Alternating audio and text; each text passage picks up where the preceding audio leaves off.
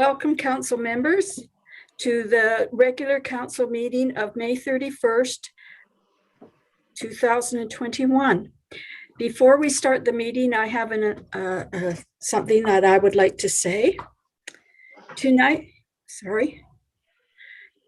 is a very sad time. The discovery of the bodies of 215 children at what was known as the Kamloops Indian Residential School. It is with sadness for the families and friends of the lost children and for the communities at large. I hope that in this time we are able to reach out to one another and take solace in our community together. If you are asking what you can do, put a teddy bear on your porch this evening and leave the light on. But most importantly, educate yourself on Indian residential schools and the impact they had then and now on the families. We as Canadians need to have compassion for the children and families that lived this devastating time in our country. They suffer the effects every single day. Please join me now in silence for the children and their families.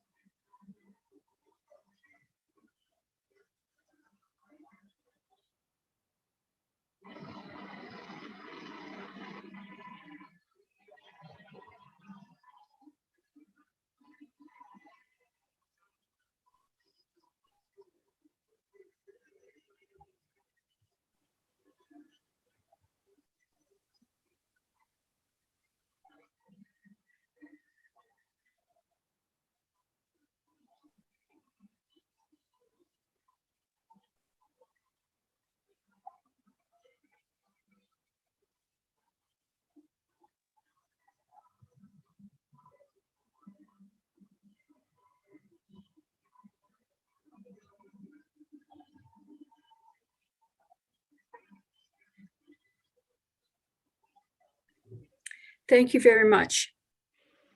We'll continue with the approval of the agenda. So moved. Seconded. All in favor? Carried. Minutes, Move receipt. Councillor Sproul, Second. Councillor Sullivan, all in favor? Carried. Next, receipt of committee minutes. Move receipt. Second. All in favor? Carried. Next, we have a delegation.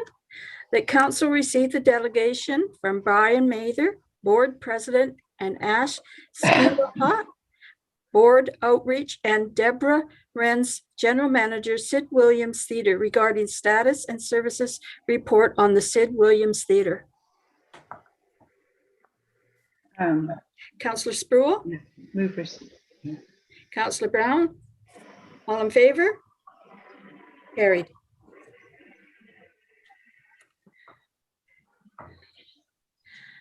Hello, Deb. Is Brian with you? Yes, he's coming. Hello, Brian. Hello, good evening. And Ash is joining us in the second too. Okay. There he comes.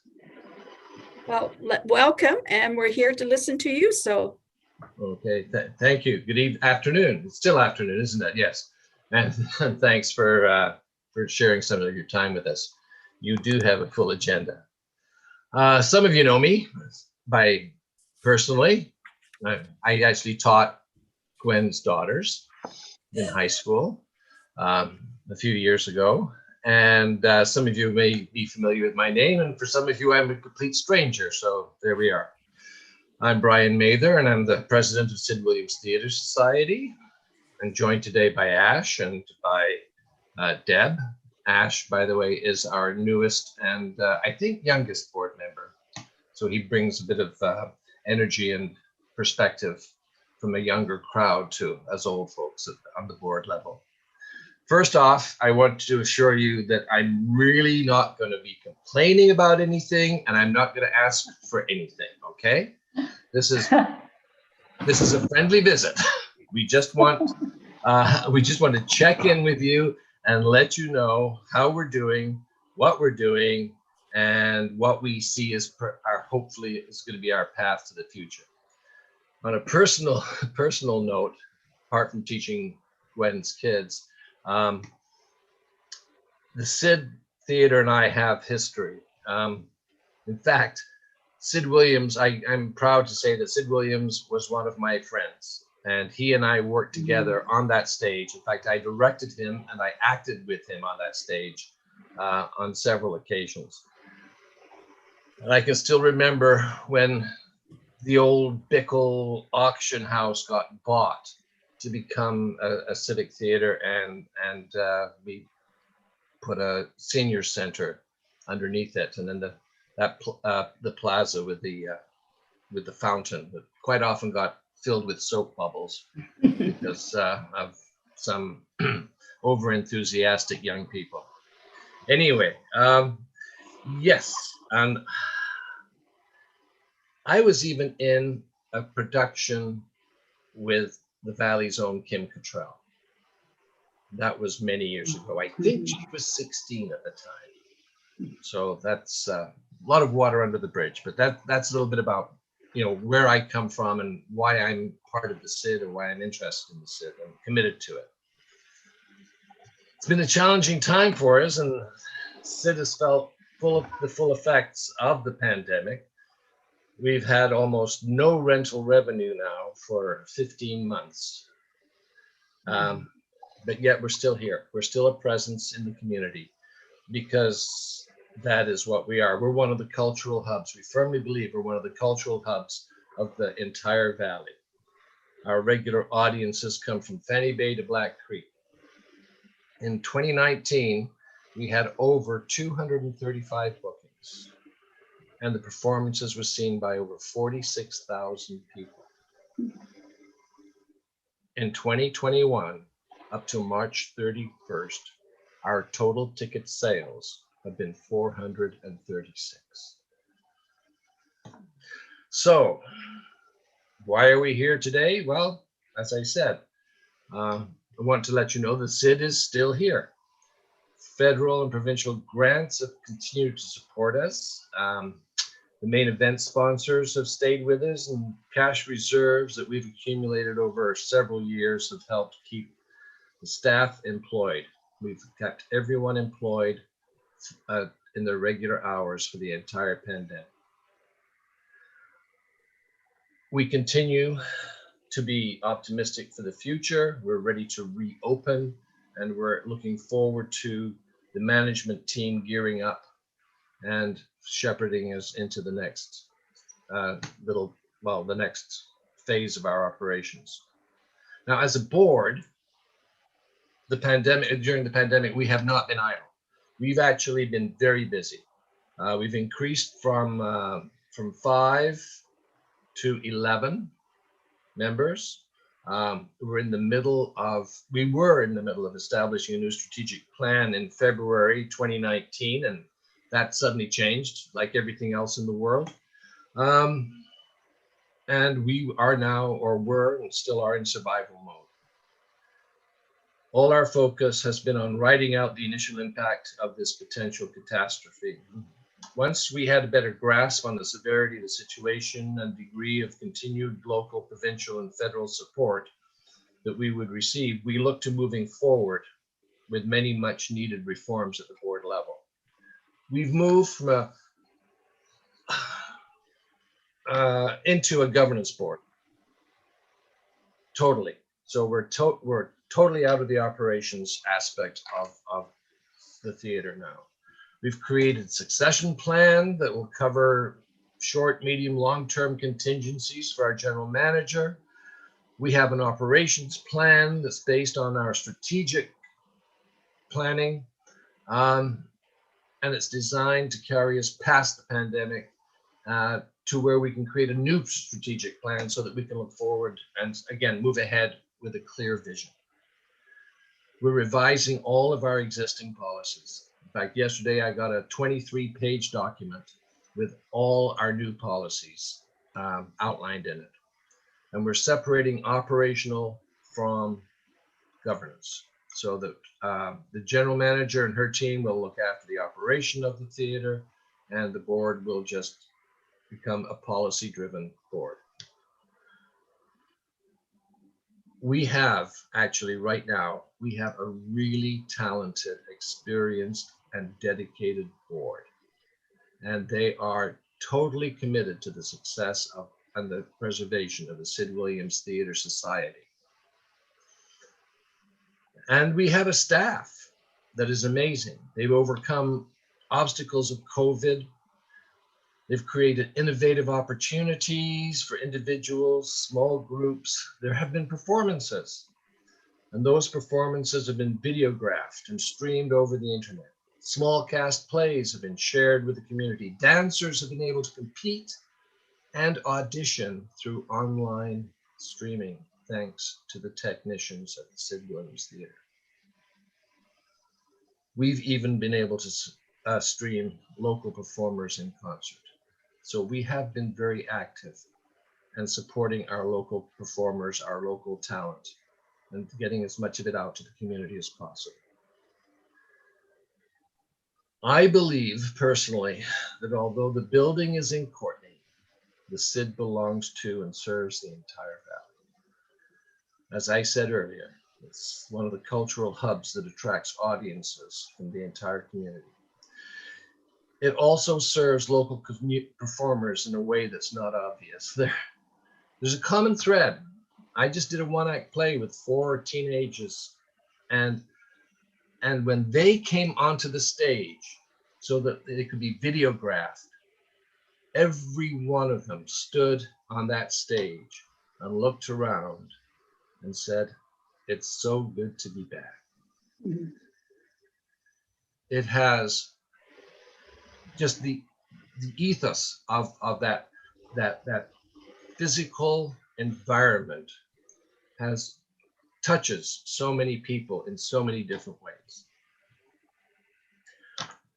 And that's what the audience will say too, we hope, when we get to open again, which is very soon.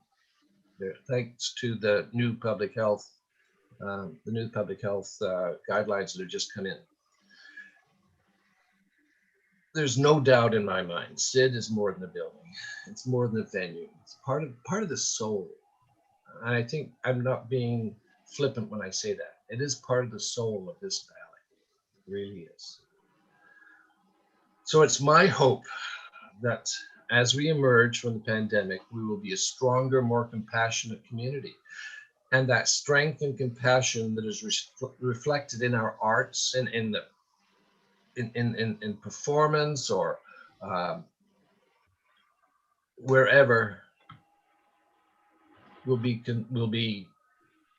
demonstrated on the stage of the Sid, because that's where we get to share that. So that basically, ladies and gentlemen, is what I have to say to you today. The SID is in good shape. We are grateful of the continued support from the communities. And we look forward to serving the communities now that we see the light at the end of the tunnel.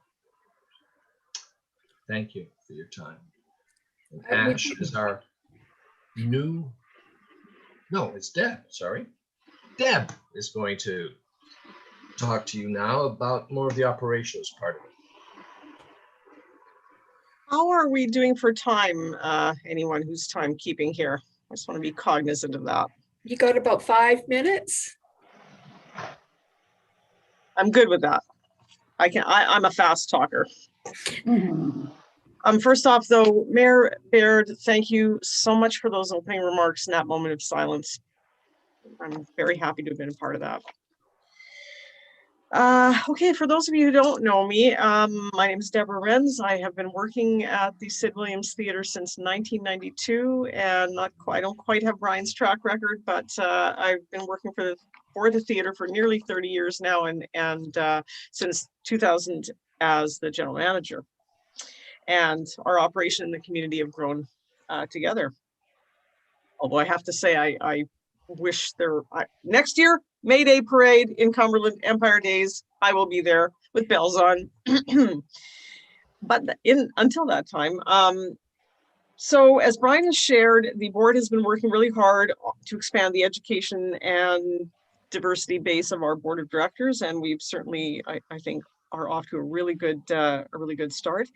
When COVID started, fortunately, the SID was in very good shape operationally. We had a tight, well-trained and passionate team. We also had sufficient operational cash reserves to weather a few months of uncertainty. And so we were able to do that. And then we had a broad-based funding come into place to keep things going. There have been some very hard months, and there has been some attrition of our staff and volunteers, but we're looking to start turning that tide back around. Operationally, of course, our first focus was safety. With continued support from all levels of government, plus a substantial BC Gaming grant, we were able to purchase and install many safety systems, not the least of which are risers on stage and plexiglass shielding and air cleaners and things like that. The next step was to respond to the very different programming options from all levels, community user groups, and our own presentations. So we were able to broad-based funding, again, private sector, government, and foundations. We were able to purchase a 3-camera live streaming system, which now we've been able to actually expand to a 4-camera system. And Brian referred to that a little bit. We've been providing technical services since that time to primarily community-based live performance organizations, but also Vancouver artists that we could bring within our health region to the theater as well. And we've also shared some cast events that were recorded at other facilities and beamed over to us. We've also been able to offer a small but steady series of youth opportunities. We have been doing workshops. We've been able to continue our bursary program, and we now have a summer youth Indigenous internship that we're very happy to be able to offer.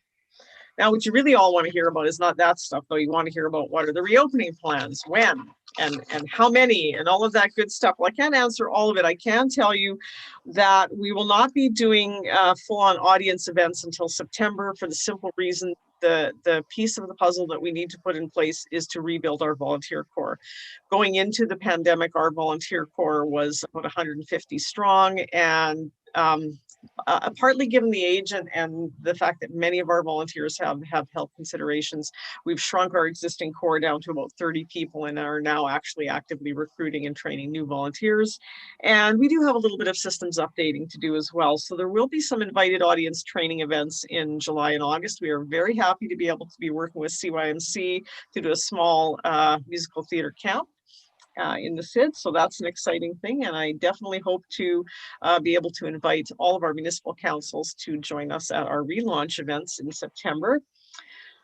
I think Brian may have mentioned this, but it has been, this is our first presentation to Cumberland Council in more than 10 years. And we want to use the reset button of COVID to create some new opportunities. So we hope to be back on a much more regular basis to keep you posted on what the SID's doing and to find out if there are any opportunities for us to serve you better. Cumberland is a growing community, a vibrant community, has a rich history, and is one of our first Valley communities, so we definitely like to be there for you. So if there are any ways that our technical team, our box office team, or our video team can serve you, we would like to hear about them. Let us know if there are any Cumberland organizations that are facing any challenges getting into the SID, because we're very open to collaborations as well.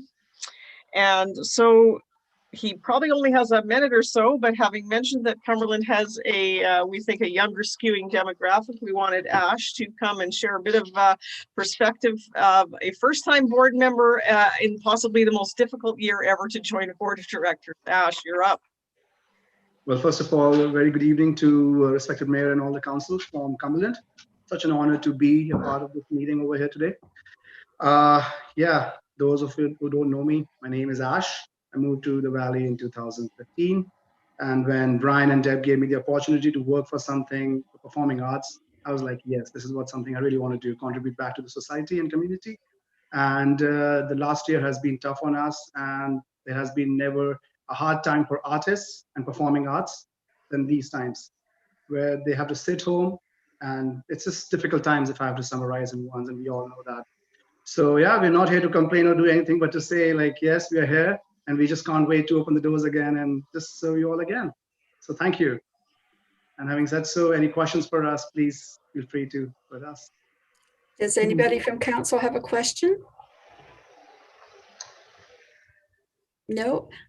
No. No? Councilor Brown? Yeah, just thank you. Thanks for the presentation and thanks for being here. I understand how difficult it is right now in the entertainment industry, and getting staff and volunteers back is a significant challenge. And so best of luck for that. And I also appreciate your offer in collaboration with Cumberland, and I'll definitely keep that in mind with our, you know, we have a pretty great arts and culture scene out here as well. And so if I can think of any ways to connect, then I will definitely connect you. Okay. Councilor Sproul? Oh, I just want to say the same thing. Thank you for coming. There's such a long history of the Sid Williams Theatre. I knew Sid, and my family all grew up in the Sid Williams Theatre world, behind the scenes and in the front. And I'm so happy to see that people have come through the organization. It's going to have to grow, but it's come through to the other side, and it's still, people are optimistic, and we have turned a corner. So I wish best to you. And anyway, thank you for coming to us. Councilor Sullivan?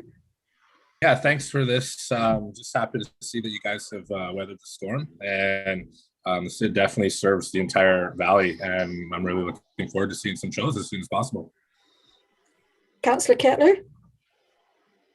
Yeah, I think it's great that you came. I've been on council for 7 years now, and I haven't met any of you before. So it's really nice to see your faces and put some faces to the names. So thanks for coming. And I think it's great that you've been able to keep the staff, as you said, build your board, and hopefully you'll be able to build your volunteer base again. And it sounded like you were able to make use of some of the grants that were available from the federal government. So that's really great too. Yeah, I wish you all the luck in the future to be able to bring back live shows for everyone. Thank you. Well, thank you very much, council members. Yes, Brian, I've been to the theater so many times, and each time it's been a wonderful evening or a wonderful afternoon. For the variety has been amazing, from the Community Justice Center to the singing, the dancing, the theater. You've covered it all. The telethon. You've been a very, very important part to the Comox Valley with all these years. And I thank you for reaching out to us. That was very nice of you. And I really like that you didn't come and ask us for anything. But I'm sure there will be lots of opportunities down the road to work together. So thank you very, very much. Appreciate it. We do want to work with you wherever we can. So thank you for your time and your positive comments and feedback. Yes, thank you. Thank you all. Thank you. Thank you. Bye. Have a good Have a meeting. good rest of your meeting. Everyone. Thank you.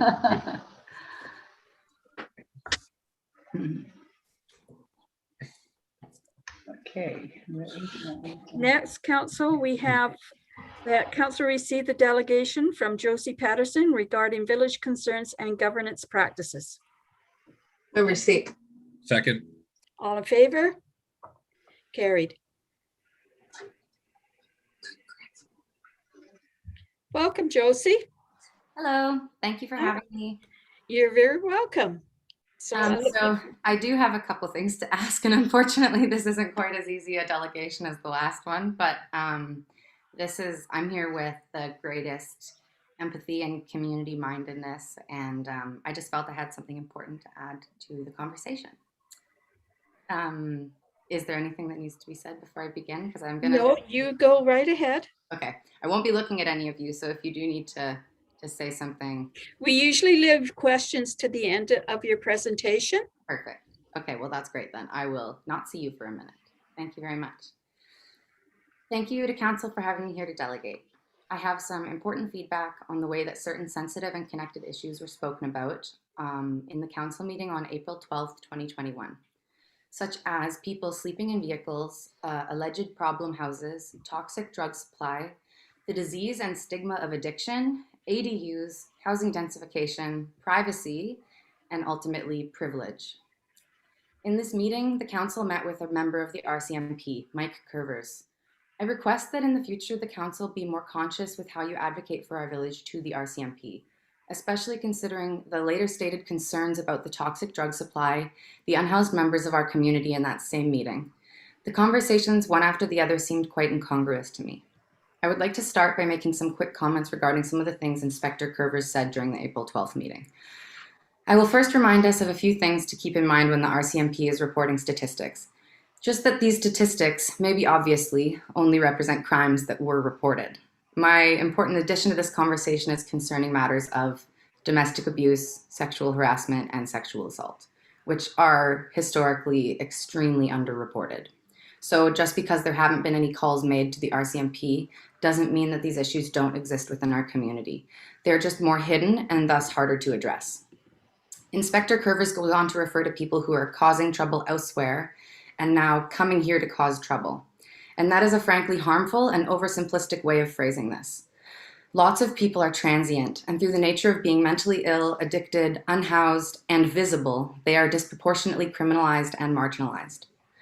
Public services should be everywhere for every constituent. If one of us was traveling and got sick in another community or fell hard on our luck all of a sudden, found ourselves out of a job, living in our vehicle, most of us are a few hardships away from this, even if the majority of housed people exclude themselves from the conversation about homelessness. We would probably expect the social services in the place we are in to assist us.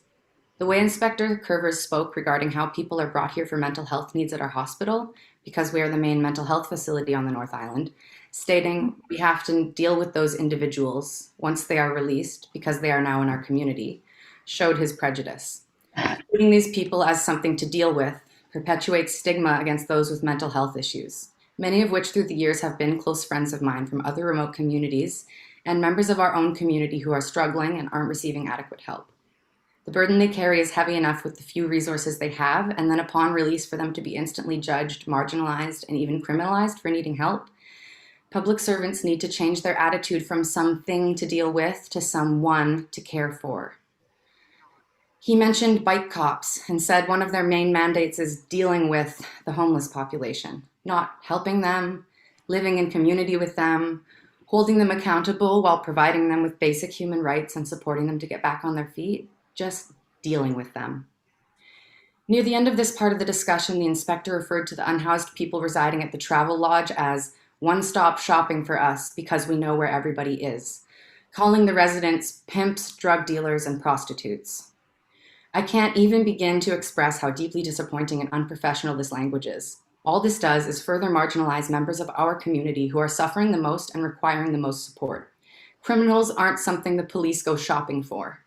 We need to push back against this language and attitude that dehumanizes others, period.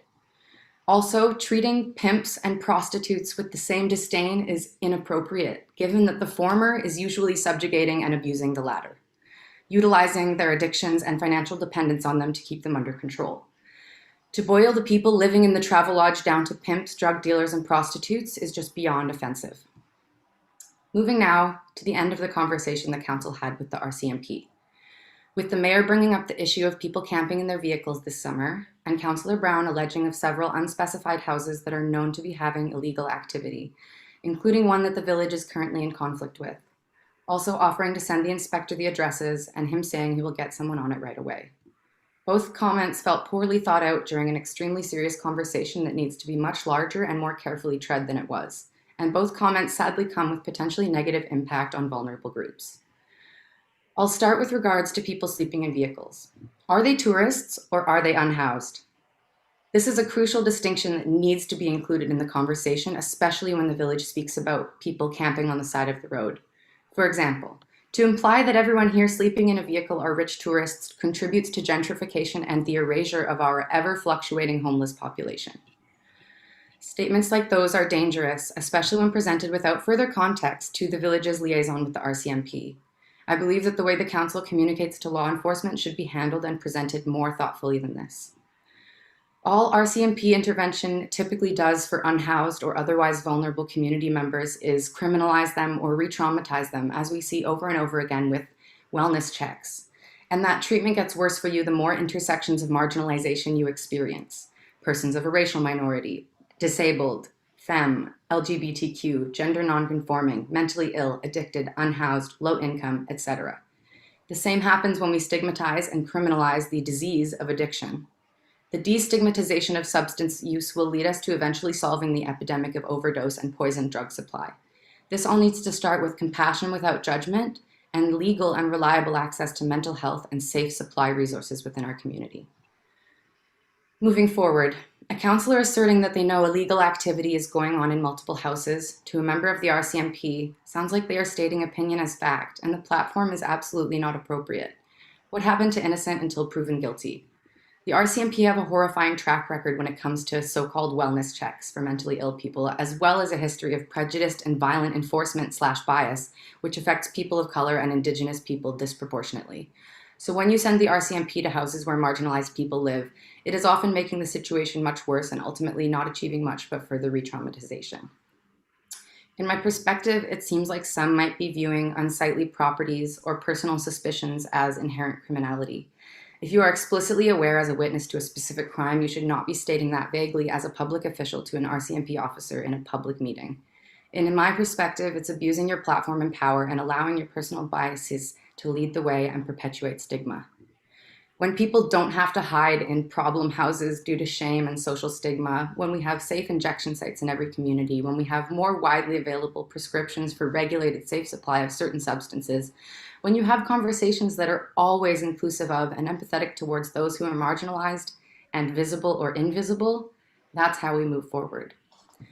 Some of these problem houses are housing the exact same people that are otherwise living on the street or in their vehicle, at a much higher risk of social/financial penalty or illness, especially during a pandemic. These problem houses are often housing people that are suffering from addiction issues and at a serious danger of death by a poison drug supply. Good people live in those houses. People who live in those houses are members of our community, so are unhoused people in their vehicles. Again, not affluent tourists, important distinction. Furthermore, I think the village turning down the April 12th Camp Road ADU application was without valid stated justification considering the current bylaws. It also directly goes against your previously stated desire for densification and additional housing. The area is not designated heritage and each property has already gone through so much renovation and change, it would be unfair to restrict the homeowners who haven't renovated yet from doing the same regarding ADUs, desired aesthetic changes, and moving their houses back on the property. Noting that the mayor walked that decision back a week later, but not all of council agreed with the mayor's decision to do so. The stated reasons that I took away from the initial denial of that ADU were matters of privacy, aesthetic, and a hypothetical impact on surrounding constituents, which I agree should be considered, but during a process of updating the bylaws, not to deny currently acceptable ADUs. The word privacy was used quite a bit, and I feel like it's relevant in different ways to all the issues I've spoken about. The etymology of the first part of the word privacy and privilege are the same, from privis, meaning private. Those with privilege seek to maintain it. Those with privilege in a position of power must be held accountable for making decisions or assertions that don't treat us or view us all equally, that seek to protect some people's privacy more than others. Just stroll into the new developments or look at ADUs in other areas of our small village and you will see what I mean. New ADUs backing on Allen Ave alleyways tower over previously controversial height outbuildings, only a few years ago now, really. I agree a line should be drawn, but it should be drawn within the bylaws and proper procedure. Back to those with addiction. Privacy is often life or death. Stigma, shame, and a lack of community resources force those among us that struggle with addiction into hiding. Obviously, the pandemic didn't help the situation, but those people still feel that extra layer of isolated within their community because so few people understand the disease enough to be empathetic and help them use safely, supervised, and without judgment. There are multiple people that we lost within the last year locally that come to the forefront of my mind. My old friend from my years at Cumberland Junior School, who lived on Denman Island, Fiona Marie LeBaron, who was my age when she died last year, and Robbie Apollo Oliver, who grew up in Cumberland a block away from my family. Both were lost far too young. I wish our rural communities had supervised consumption sites as they do in the city, with free drug testing available, clean equipment, and sober supervision by people with medical training to administer naloxone when necessary. Drugs are still illegal, highly judged and stigmatized. The supply is unregulated and thus often toxic, and users are regularly left to play Russian roulette with no access to safer choices and far too often die alone. This needs to be addressed everywhere. Privacy and safety are not distributed equally in our society. Unhoused people are not afforded the same privacy that housed people are. Living in your car is often the only thing between people and the concrete, and being unhoused drastically increases the amount of interactions you have with law enforcement. Being visibly addicted and unhoused is taboo, criminalized, and judged. Housing is a human right. Houses on wheels are life-saving and dignity-providing. And just because houses aren't aesthetically pleasing or people who suffer from addiction issues or intermittently unhoused people live in them doesn't make them inherently illegal or worthy of police intervention. Things like these houses, people sleeping in vehicles, the poison drug supply, and even ADUs are all part of the same conversation. Safe and affordable housing, safe supply, safe injection sites, destigmatizing, and then actually helping marginalized people in our community. We shouldn't be further burdening those who may already carry the most weight by sending RCMP to their door to exacerbate the issue. All of this left a bitter taste in my mouth after watching the April 12th meeting. As someone who has grown up here, I was disappointed. I hope you take my words to heart and strive to be more inclusive, progressive, and thoughtful in the ways you communicate and use your individual and collective platforms, most especially when you're communicating with law enforcement on behalf of our community, who are notorious for exacerbating the issues of those who suffer with mental health, addiction, and homelessness, who far too often react with bigotry and dismissal towards low-income people, LGBTQ people, racial minorities, sexual assault survivors, and other intersectionally marginalized groups who have much less trust for law enforcement because of these historic mistreatments.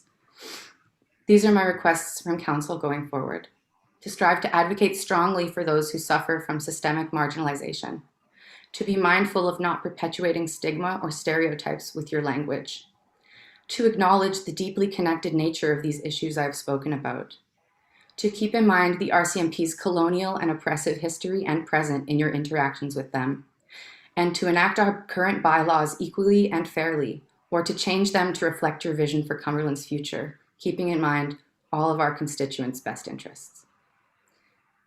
I will now take questions. Thank you very much. Councillor Spruill. Well, I do agree. I mean, about treating marginalized people fairly. I haven't had a lot of personal experience, but I do know of some. I know the people that Josie's speaking about. And I'd like to think that the village of Cumberland does treat marginalized people fairly because of our policies in trying to get affordable housing, to bring in a mental health worker. We've done a lot. Maybe some of it's behind the scenes and not generally known. to the public. But I think we've been moving along the right track. I can acknowledge that, but I would still appreciate your acknowledgement of the changing in your language to reflect that positive change that you are doing within the village, which I totally am willing to acknowledge. And I wasn't aware we were getting a mental health worker, and that's we've been trying very, very hard. Yeah, that's fantastic news. But again, I really strongly believe that, especially when you're communicating with law enforcement, that it needs to be better thought out, taking all the things I've just mentioned into consideration. I'm happy to provide a transcript of what I've just read, because it was a little bit a lot complex, and I was trying to slow it down, but obviously I want to do it within the 15 minutes. Councillor Sullivan? Take myself off mute here. Yeah, thanks, Josie. Yeah, I really appreciate you coming forward with this. That was a very difficult meeting, I think, for everyone. As far as the RCMP are concerned, it's a bit disconcerting to hear some of that language during that meeting. Yeah. Yeah, and I'll just touch on just councillors expressing wanting to give the address of problem housing. Each councillor has their own opinions that they bring to the meetings. I personally don't feel that that is something that council represent. That is a representative attitude of council in general.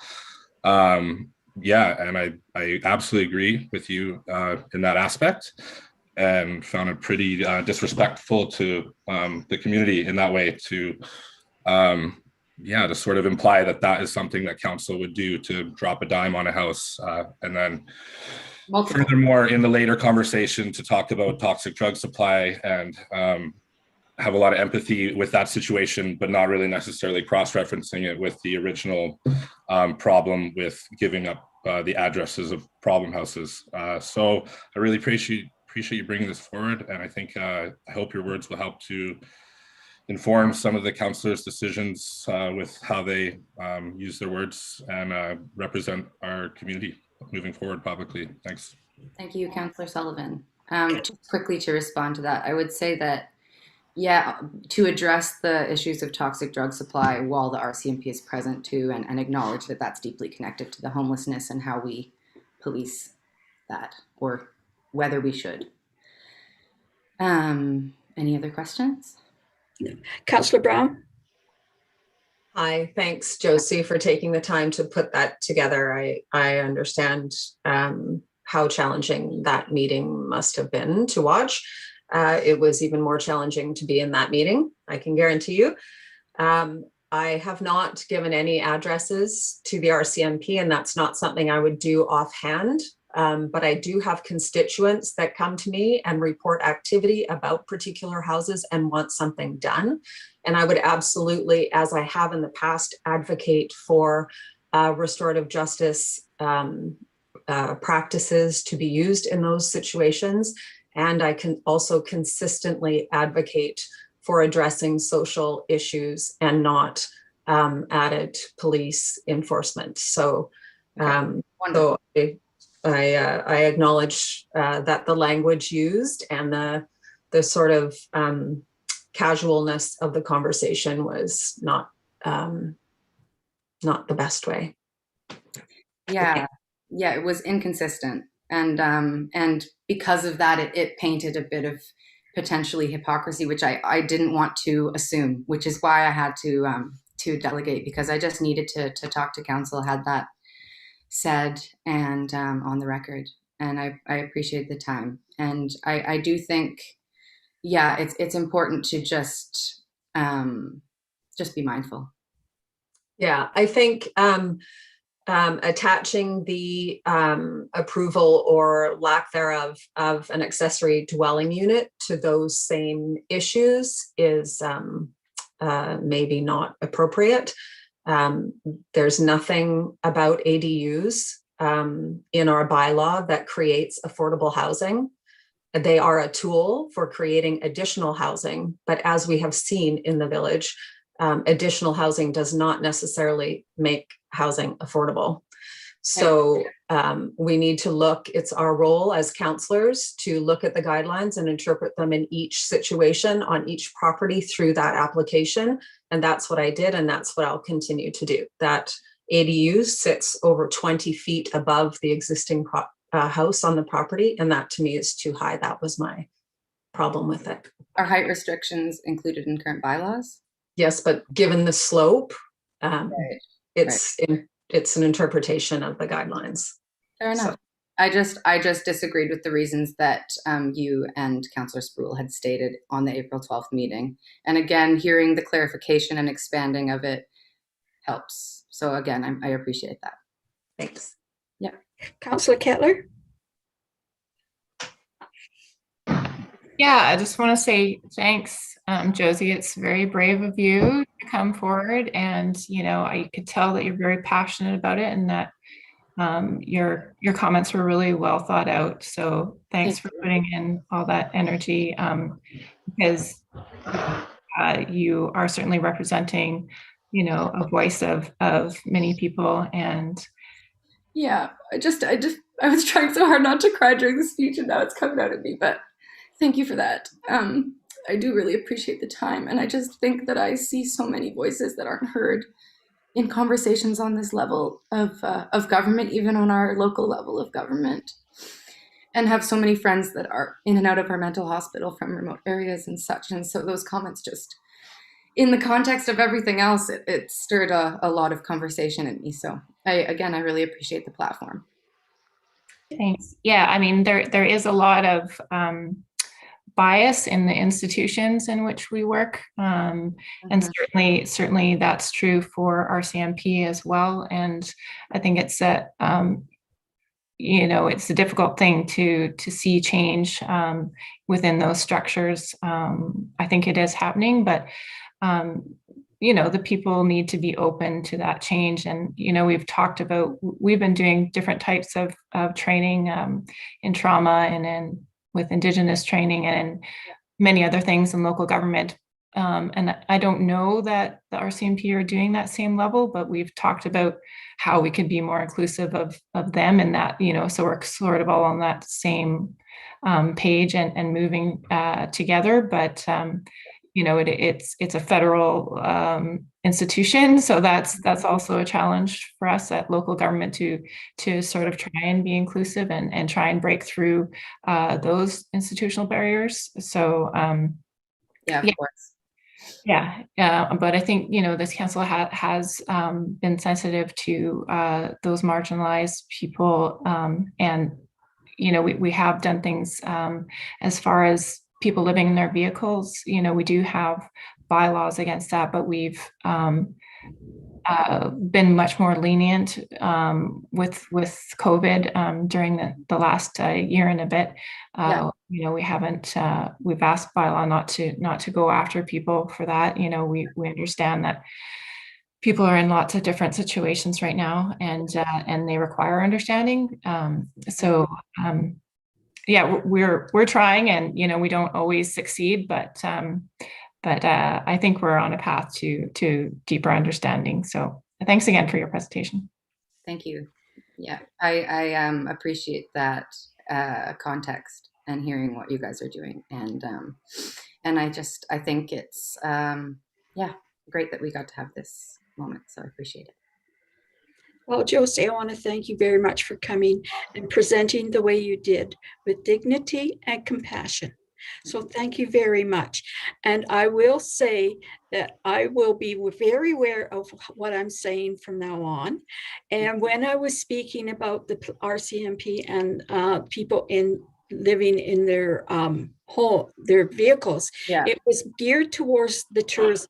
Exactly. Yeah. And I had 2 weeks before that meeting, I had been talking to the mayor of Squamish, and they had 3,000 people during the summer months parking on the sides of their roads, camping.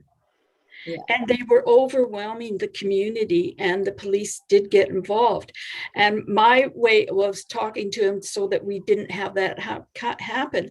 I've already talked to our CAO about about providing an area where people can go so they're not on the streets. And I would never, ever report someone that is sleeping in their vehicle out of necessity. That I've been trying since before COVID started to get mental health services in the village, and it's been frustrating. It's been rewarding in some respects. I've talked numerous times to our MLA about getting that services. I've talked to Island Health numerous times, and what their solution is not the one that we need. Yeah. It's not only for the people that are out on the streets and that, it's for the citizens that have been isolated and are having difficulty. That's what I wanted to get people help that need it.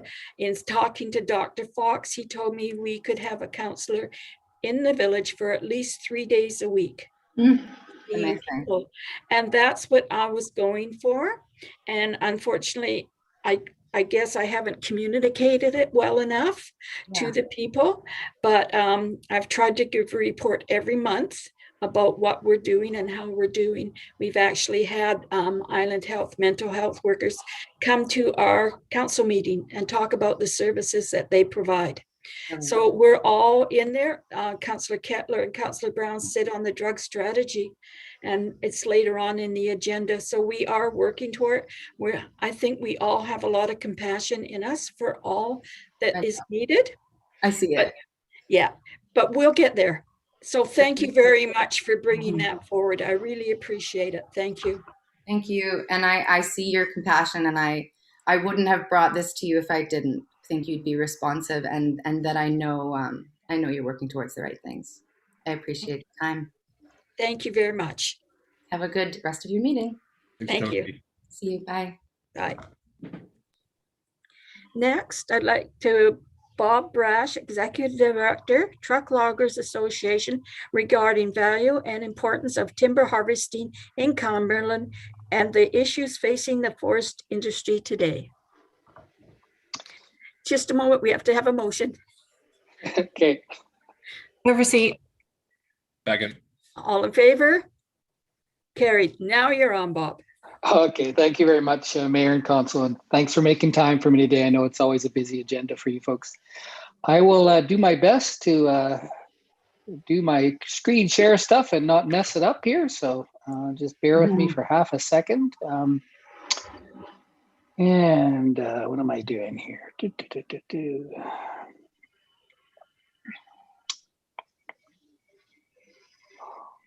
Hopefully it will be starting to show about now. Is that good, everybody? Yes, I can see it. Great, thank you very much.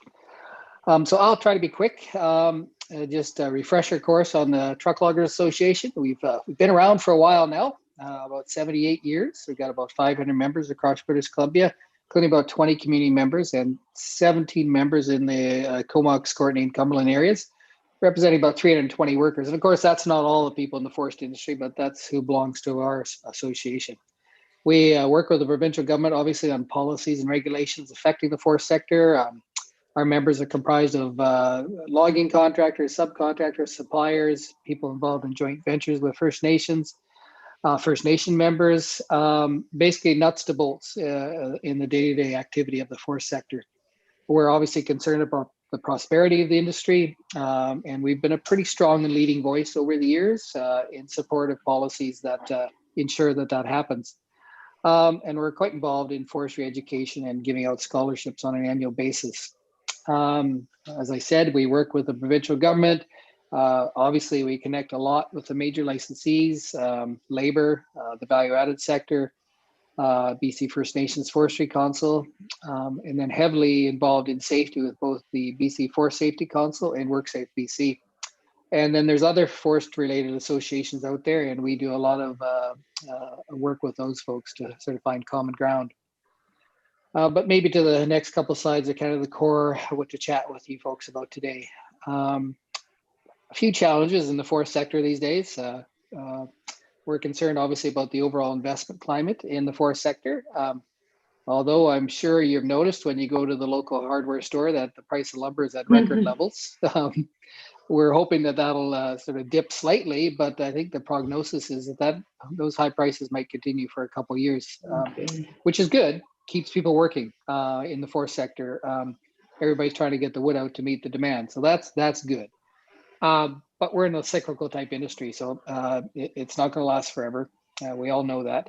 What we're concerned about is the money that comes back to British Columbia in terms of investing in new facilities, modernized facilities, to transition to value added, all those kind of things. And frankly, we're a bit disappointed in the amount of investment in British Columbia these days. We're concerned about the long-term certainty of the working forest, the place that we get to operate on a day-to-day basis. There is a concern about our sort of cost structure in British Columbia and the complexity of the forest regulation environment we deal with. We have to be competitive by global standards, and well, we're not. And we're not even competitive within Canadian standards. We're obviously concerned about consistent information about the forest sector. I'll probably talk about that a bit more in a second here. But lastly, the most important thing, and I'll mention this again before I finish, is an overall vision for what the forest sector should become over the next few decades. That is lacking. Having said that, I'll talk about that in a second too. Had to mention the working forest and old growth. There's been a few headlines about that lately. There's a flood of data and opinions out there. Some of the data is good, some of the data is not so good. There's been a lack of constructive dialogue these days, and very polarized debate about what happens out there in the woods. And you have to ask the question, who's talking to who these days if we're going to come to some sort of collective vision? We also believe harvesting is not always a yes or no proposition. Certainly there are areas that should be outright protected, and there are areas that, frankly, if it's got competing resource values, there are alternate type harvesting methods. Our logging community has been very sort of innovative over the years. We're pretty good, frankly, at what we do. And there are options that do not sort of always mean yes or no. The economic contributions of the forest sector remain very significant. I think every truck you see go by on the highway represents $15,000 to $25,000 in GDP to the province. So again, we support change, and we could get into a few things that we believe in, but we need to all come with a broader vision of what BC forest sector is going to become. Having said that, the latest and greatest gossip is that the government and the premiers have been promising sort of to come out with their ideas about where the forest sector should go. And all indications are, according to the rumor mill, that this will come out this week, at least their broad vision of it. I would actually even bet money it might come out tomorrow, but let's see if my bet comes true. So that sort of comes back to why I'm just chatting with everybody today.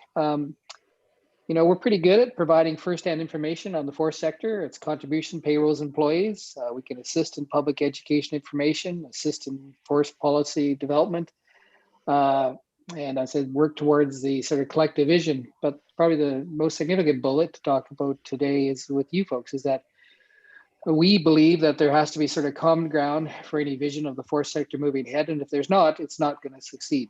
Enough of this war of the woods type stuff. We have to sort of come to a vision that's going to be somewhat sort of collaborative. So we'd love to work with you folks if the government gives us the opportunity, and I'm sure they will, for consultation with various groups such as ourselves. We've got lots of community members. We have lots of contacts in communities. We are membership comprised almost entirely of resource community type individuals. So we would love the opportunity to sort of have a second discussion or third over the next few months, depending on what the government comes out, to sort of talk about where there might be common ground between all of us to sort of find this collective vision that we can all live with. I won't go too much into this last slide, everybody. It's just getting the word out. We're pretty good. We've got magazines come out on a quarterly basis. We've got e-newsletters. We're heavily involved in social media. And we have our annual convention, which was canceled for the first time in the history of the organization last year due to obvious reasons. So I will leave it at that. And if there's sort of any questions, and I'll try to stop share here, I'd be more than willing to try to answer them. Okay. Councillor Kettler, would you like to go first? Sure thing, thanks. And Nice to meet you, Bob. Thanks for coming. You talked about not being competitive within Canada or outside Canada. Can you elaborate on that a little bit more? Yeah, it comes down really to the costs that our licensees and ourselves incur, and a lot of those costs are just the cost of operating, of course. So we can't do much about that. What we can do is we've got a lot of overheads. The planning activities probably have tripled in costs over the last 3 to 5 years. The delays in getting cutting permits to us has increased dramatically. Again, probably gone up 2 or 3 times, and those delays cost money. Some of our sawmills are very modern, others need to be upgraded, so some of the conversion costs are a little up there. And then just the overall regulatory type framework we deal with. Canada is the most independently certified. We have the most certified forest that's been independently audited in the world. So that just gives you another indication that the regulatory environment we deal with is quite complex. And frankly, we're not asking for any sort of relaxation on that, but the costs add up over time. Great, thanks. Yeah, that gives me a better idea. Because when you were talking about sort of the yes or no proposition, I was thinking, well, okay, so different types of methods of logging, selective logging. But then, of course, that the retort to that usually is that it's not financially feasible. So when you were saying that it wasn't competitive, I was worried that is what you were referring to. So then it does put us back to a sort of yes or no debate. But I hear what you're saying is that it's more a regulatory issue, and that if you had more certainty in regards to licensing, that in cutting permits, that it would decrease your costs. Yeah, for sure. And there's one little item I probably should have mentioned, and that's my fault, is that when you combine everything, including stumpage, that's where we get to be sort of highly problematic. So what happens in the stumpage appraisal system is when you do highly selective type operations, like would be needed in some of those innovative areas, usually you're given sufficient allowance that with the increased costs that you can sort of make it profitable. However, the combination of all factors these days, even with some stumpage reduction, is often problematic. So it's almost a disincentive to innovation, to be frank. Mhm. Okay. And so for the Truck Loggers Association, when you're thinking about like sustainability of your industry, what is the main thing that you are thinking for the future? How to make this industry sustainable? Well, and I put the one slide in there about the current debates on old growth and stuff like that. It's really not old growth, it's more the working forest. And so whether that's old growth, second growth, or what land base is available, but right now there is, X land base available to us. And if X land base shrinks significantly, then the annual allowable harvest will also shrink significantly. So there needs to be sort of a bit of certainty for all concerned, because whether you're a licensee or a contractor, even the contractors that have a logging show, they have millions of dollars invested in their equipment to sort of make their operation run. If there's a lack of certainty, or it's going to be a perpetual but uncertain decline over time, then that's going to really hamper the investment climate for people to, stay modern with new equipment, new harvesting machinery. And again, that'll just be like a vicious cycle in terms of your cost structures. Okay, thanks so much for those answers. Councillor Sullivan, going around the table. Yeah, Bob, thanks for coming. Yeah, Cumberland, I mean, we have a huge logging history, and just the community forests recently and the local logging companies have really been working well with us, trying to save the watershed, as well as, the industry trying to maintain itself and get some people some work. So yeah, I just, as far as long-term sustainability, I mean, we touched on old growth, and I'd be remiss if I didn't mention or at least ask you what your thoughts about the old growth situation is on Vancouver Island. And I just don't understand how the 2% left, or whatever number that is, of the old growth that remains on the island, how that could possibly even be on the chopping block, and just what your position is or your thoughts moving forward on that, because obviously that's not a sustainable model to cut 1,000-year-old trees. And I know that's not within our watershed that we're talking about, but I'd like to hear your response. Well, no, I'll try to be brief. It's a big question, of course. And so where to start? First of the facts, the 2% you were talking to and stuff like that, the old growth report that came out, and I think some recent sort of studies done by NGOs talked or used that figure, 2 or 3%. That refers to the critical, high value, lower sort of valley type of habitats. And especially when you talk about Vancouver Island in certain parts of the province. And let's face it, when the old timers started their saws up, they started at the beach and they just worked their way up. And so parts of Vancouver Island are underrepresented in terms of that sort of 2 or 3% that people talk about. And that's something that we have to work through as a society about where we want to, how we want to manage that, because it's historical. There's other parts. I mean, if you take a flight up to sort of Prince Rupert from Vancouver, I mean, there's valleys upon valleys. I think it's like 80% of the Great Bay Rainforest is protected right now. So it's a question somewhat about distribution. And that's the challenge that we're going to have is what's the balancing? And that's why I sort of talked about innovation, or harvesting isn't always just a yes or no proposition.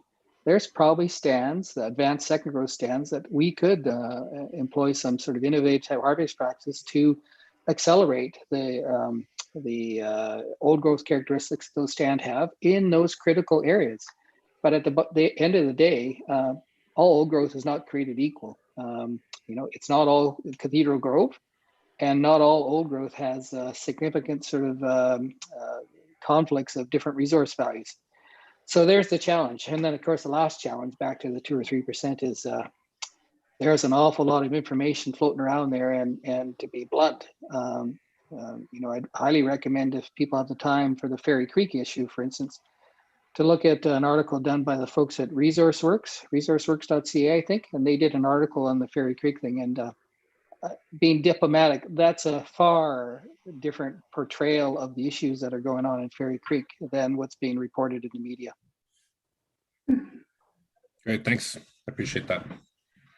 Councillor Sproul. Hi, thanks for coming, Bob.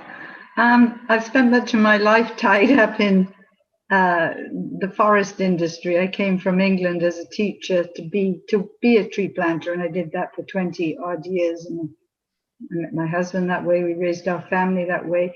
I've seen that the trees that we've planted, since I did a lot of the planting around here in my last years of being a tree planter, and it does grow well. We have a wonderful growing climate. I think the issues, for one thing, I've always wanted to see a kind of selective logging model where we could keep some of the certain trees to grow bigger, or for whatever reasons, and use them for more different purposes. So there'd be selection logging. I'm thinking of Merv Wilkinson down at Cedar and his wonderful model. And I was aiming to try and get a huge chunk of land here that we might buy to harvest with mules or with small tractors. I had a whole dream. But anyway, I think that's still a possibility and is happening places. But the concerns I have are that it's really difficult for small mills around the Comox Valley to find logs. And I think it's so galling to see big rafts, big loads of them going out of the country, and our local mills are not able to get the supply, nor are we able to get firewood anymore. It's become absolutely grueling trying to find firewood. I have no idea why, but I'm going to have to switch out of wood. I've always seen wood as providing everything for us, logs. And then it was terribly sad when the government of the day, it was about 20 years ago, took out the appurtenance clause so that multinationals did not have to, they could come and log here and take it over the border and mill it. Again, no jobs, reducing the number of jobs, because people on this island have lived by logging, and I think it works. I think it's a good model, what has been going on, perhaps a little bit of overcutting. So anyway, it's hard to answer to people when they say, but the logs are all going away and we're not making money out of them. So I don't know where this is going. And then we've got the softwood lumber business with the state. So I understand the problems in your industry, but you probably understand some of the problems with the ordinary person and their perception of the logging industry. Although we in Cumberland have had an excellent relationship with the two major landowners, private managed forest land, which of course is different from the stumpage and crown lands. There's two kinds. Anyway, I could talk for a long time about the logging industry, and there's lots I like, but I think there's quite a few places to make improvements. Thank you, Councillor Sproul. Councillor Brown. Yeah, thanks, Mayor. Thanks, Bob, for being here. As my fellow councillors have said, Cumberland has a long history in forestry, and my family also has a history of forestry. My husband and I owned a tree planting company for a time, and he's planted hundreds of thousands of trees. And I have watched the industry disintegrate, really, over the last 20 years. And I did a bit of digging today, and in 1995 there were over 100,523 jobs in forestry in BC, and in 2019 there's just over 50,000. There's maybe 25 people working in the industry if you don't count tree planters in Cumberland. And so it's challenging for us, while we have an excellent relationship with our local contractors, as well as Mosaic and Timber West, and the landowners, it's challenging for us to justify watching those trees drive out of the community when we don't see a lot of benefit to Cumberland anymore. So, yeah, I wish the current provincial government all the best in trying to rectify the situation. I think forestry does have a future in BC, but it needs a bit of radical change in order to continue to provide family supporting jobs and a sustainable industry. So thanks for being here and sharing your perspective. Yeah, maybe a little bit of assurance. I again, if I was a betting person, I think you will probably see something significant from the government in terms of trying to improve the social contract that the industry has in British Columbia. And the premier's used the word appurtenancy before, and he remembers that word. And I think you're going to see something that sort of tries to change that to some extent. And in terms of the mills and stuff, that's been mentioned a couple of times tonight. There'll always be, and by the way, don't take this as defending the current system, but there'll always be the need for big, highly efficient sawmills. But there also has to be, and we support entirely, an increase in the diversity of the flow of logs and lumber to local type manufacturing. Because again, back to the social contract, we're 100% behind trying to improve that for the sector. And yeah, I could answer a whole bunch of other stuff, but I know we're tight for time. So So thank you very much, Bob, for your presentation. Really appreciate it. And I thank you very much for answering the questions of members of council. I too have a long history with the wood industry.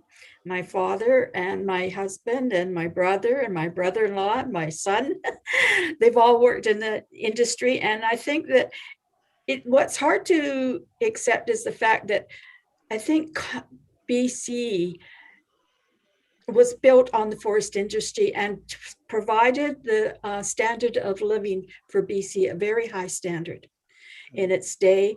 And to see it go the way that it's going is very sad. And I think you're absolutely right. We need to provide these jobs here locally and get something going. But the good thing is I did attend the coffee convention, and I heard that you were going to be getting new trucks, logging trucks. Oh, Mosaic. I think they're trying an electric truck trial. Yes. All good. Yeah, There's, do they really think they'll be able to go on those switchback roads and haul with those vehicles? Well, I mean, stay tuned. I think stay tuned. I mean, the electrical vehicle, I think the electric trucks, they'll figure that out. But it won't be too far. They're doing trials now for autonomous logging trucks, no driver. So sorry about the job issue, but but so that's technology is growing in leaps and bounds, even in our forest sector. Yeah, well, I don't know about the that would be good for me because I don't like height. But those switchbacks or something, if you're riding in a logging truck, that's not for me, that's for sure. Yeah. So anyway, thank you very much for your presentation. Really appreciate it. And thank you. Okay, well, I look forward to the opportunity to chat again. Thank you for your time tonight. And, thank you for reaching out, and I'm sure would like to have more discussions with you. Thank you very much again, Mayor and Council. Thanks, Bob. Okay, next, unfinished business. We have under unfinished business, the last delegation that came to council was Kathy Peters, and she was talking about human trafficking. And it wasn't really clear of what she was asking, so staff contacted her, and what you see in the recommendations was what she was asking for, and clarification. Yes, Councillor Kettler? Yeah, we sort of had the same difficulty at the regional district, and it when she presented there as well. And so one of the things was that she really put an emphasis on the funding being for police only and not necessarily for support services. And we had a lot of feedback about that in between meetings that from support services that really didn't agree with her opinion, and so had asked that we changed the motion, and I might just read it if you would like. So it would be that the village send a letter to the Premier and Solicitor General requesting resources and funding to address human sex trafficking, sexual exploitation, and child sex trafficking in BC, as opposed to what we have, which is funding for provincial law enforcement. I think that would be much clearer and better. Yes, I did have a discussion with MLA Josie Osborne, our MLA minister, and they are all well aware of it. Apparently she's touched base with almost every MLA in BC. And so she is doing the groundwork and making them very aware of the situation in BC. Councillor Brown? Yeah, so I hadn't heard that the regional district had adapted the motion, but I had also in my adaptation had included addressing that the funding go to addressing the underlying social, emotional, and economic conditions that lead to the exploitation of women and children in sex trafficking. So if we can amend that to direct that funding to addressing the underlying causes, that would be better. I think the focus, the enforcement-based focus, just re-victimizes women involved, and it's not the approach we want to take. No, certainly not. So, Councillor Kettler, did you want to make that motion and read it out? You get to the yeah, maybe I'll pause for Vicky to add her piece. I was just going to add that. Yeah, so stop there, and Vicky, you take over. Yeah, so that Rachel can get it properly. Okay. A dual motion away. Cool. So that the Village of Cumberland send a letter to the Premier and Solicitor General requesting resources and funding to address human sex trafficking, sexual exploitation, and child sex trafficking, and that they address the underlying cause. Go ahead, Vicki. Yeah. And that the funding be specifically focused on addressing the underlying social, emotional, and economic conditions that lead to this exploitation. Seconder? Second. All in favor? Carried.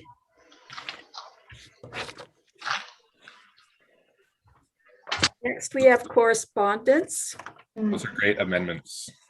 Yes, it changes the whole thing to something that we can all agree with. Yeah. That council received the correspondence from the Metro Vancouver Overseas Taiwanese Society regarding support for Taiwan's participation in the World Health Organization. Move receipt. Receipt. Second. Second, all in favor? Carried. This was a motion that Cumberland Council supported in the past. So what I did was I checked with Gord Johns, our MP, to make sure that we weren't going to opposing what the federal government has on this issue. And they said, absolutely not. It is the same as what they have done and continue to push to get them recognized. As they say, illness has no boundaries and everybody should be at the table. So, yes, Councillor Sproul? Yeah, it must have been about 10 or 12 years ago when we were very involved in, this was their request then. They feel because there's always the threat of China moving in, China believes that it belongs to them. And they thought that by participating in the World Health Organization, it would bring some more support to them from the rest of the world. People don't hear about Taiwan very much. At the time, though, we realized we were dicing with something very politically sensitive because the Chinese did not like the fact that this little village, Cumberland, was writing letters to get support for Taiwan joining the World Health Organization. But for a while, we were very close to Taiwan. In fact, we used to get invited, I went once instead of Leslie, to their Taiwan Day. I stood up on the stage, as I'm sure Leslie did, with the mayors of Vancouver and Burnaby, and introduced us from the village of Cumberland and being big supporters. It was quite interesting. It was really amazing, actually. So, as far as I'm concerned, even though we have written letters in the past, I see no reason why we shouldn't. I'm not sure who we're to write to now. That's the question. The World Health Organization, I guess. If we write it to the Taiwanese people that asked us for the letter, they will forward it. Mm-hmm. They have a package and a presentation to make. They've been trying to do this for years, and Yes. China keeps on blocking them. Mm-hmm. So if there's any other questions, I'll try and answer them. I'm happy to support. I think this is a much larger geopolitical problem than our little village can solve, but I'm happy to support them in their endeavor to get into the WHO for sure. Mm-hmm. Well, I will certainly say that at the federal level in the Parliament buildings, when it read out that Cumberland was supporting them, a lot of them asked where Cumberland was. So you made the motion, Councillor Spruill? Probably not anymore. Lots of people know where we're at now. Yes, yes. And we had the wonderful Taiwanese festival and lantern show for many years. We had a very close relationship, and I'm sure we still would. It's just that COVID has kind of gotten in the way. They'll be back up holding their festival again when COVID is removed. Okay. Is there a seconder for that motion? Oh, did I make it? Vicki, Councillor Brown, all in favor? Carried. Next, that council received the correspondence from the Comox Valley Health Network submission of a Plan H grant application. Move receipt. Second. All in favor? Carried. Just for in the way of an explanation, their network is taking the leadership in developing the development of a strategy. Phase one has included the foundation piece of bringing people together from across the region to take action, undertaking a 3-part workshop series with the Canadian Drug Policy Coalition and developing our vision, mission, beliefs, and guiding principles. And I'm sure Councillor Kettler and Councillor Brown could explain this also, but they have asked Cumberland to take a lead in applying for funding. And I did talk to our staff and they're in agreement that that is something that is possible, that we could do this, and that I'm going to be act as signing authority, and Councillor Brown and Councillor Kettler will attend the meetings and report back to council. Councillor Brown? Yeah, so the intent is that the first phase, Mayor explained the work that's been done so far. This second phase is a partnership with the Walk With Me project from the art gallery, and specifically applying an equity approach to substance use policies, recognizing the more extreme impact on Indigenous and homeless and poverty stricken people. So so it would be to do some more community consultation to help develop those policy recommendations moving forward. So it'd be great if we could support it. Mm-hmm. Anyone else have anything to offer? Councillor Kettler? Yeah, I'm just wondering about how they might be working, because the regional district is doing the poverty reduction strategy, which is sort of an umbrella for a lot of different things, housing and food and substance issues and equity issues. So I'm just wondering if they will be reaching out to regional districts to help get input on this. Yes, I'm sure they are. The reason that they've asked the village to be the partner is because the regional district is applying for funding, and they were concerned that with them applying for 2 grants, they would not receive both grants. So that's why they've asked the village to step in. So it gives them a better chance of getting both grants. Mm-hmm. Okay, great. Okay. Yep. And the other side to that is I've asked Lindsay if she would write a letter asking for a council appointee to the board. And when that comes through, we'll appoint members to their board to make it official. Mm-hmm. Okay? Yeah, sounds good. So can we have a motion to accept? Or the motion's there? That council approve partnering with the Comox Valley Health Network on a submission of a Plan H grant application for phase 2 of the work of the Comox Valley Community Substance Use Strategy. Second. All in favor? Carried. Next, we go into reports. The council received the Port Development Variance Permit 2607 Maryport Avenue. Move receipt. Second, Councillor Brown, all in favor? Carried. Good evening, everybody. Hello. Hi, you're gonna see me a bunch tonight. Just starting. Yeah.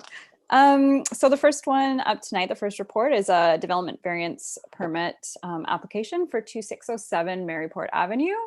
The applicant would like to convert an existing garage into an accessory dwelling unit. However, the garage currently protrudes 3 feet into the front yard past the main house. And because we have the bylaw that doesn't allow ADUs in the front yard, they are applying for variance. Any questions from members of council?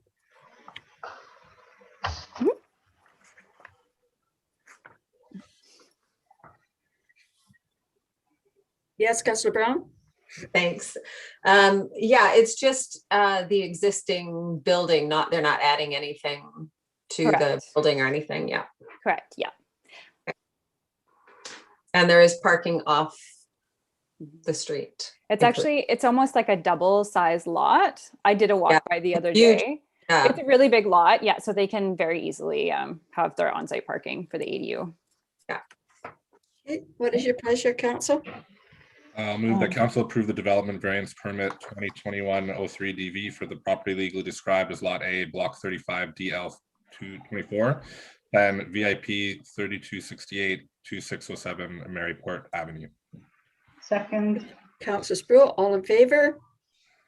Carried. Next, that council received the report development variance permit 2720 Derwent Avenue. Receipt. Second, Councillor Kettler, all in favor? Oh, yes, carried. Sorry. All right, so this is also a variance application for 2720 Derwent Avenue. The applicants are looking to receive a variance for the 1.5 meter required setback past the primary dwelling for firefighting purposes. Staff does not recommend approval on this one, as there's a risk of liability to the village should there be a fire or other emergency in the ADU. And emergency response is delayed due to barriers of access from Derwent or the lane. And the applicants could potentially provide the 1.5 meter access via an easement with a neighbor. We did look into options. Alternatively, at some point in the future, the village may upgrade the rear lanes or amend the snow clearing policy. And at that time, when safety and liability issues are no longer valid, then then we potentially could reassess the approval of ADU in the backyard. Okay. Questions from members of council? Councillor Sullivan? Yeah, thanks, Melina. Just wondering what the process is. So I've spoken with I went to the site with the police, fire chief. This is when it first came up. And yeah, it's a very interesting case, this, as you probably know. And I'm just curious what the process is for them to talk to their neighbors for that. The 1.5 meters on the side. Sorry, what's the?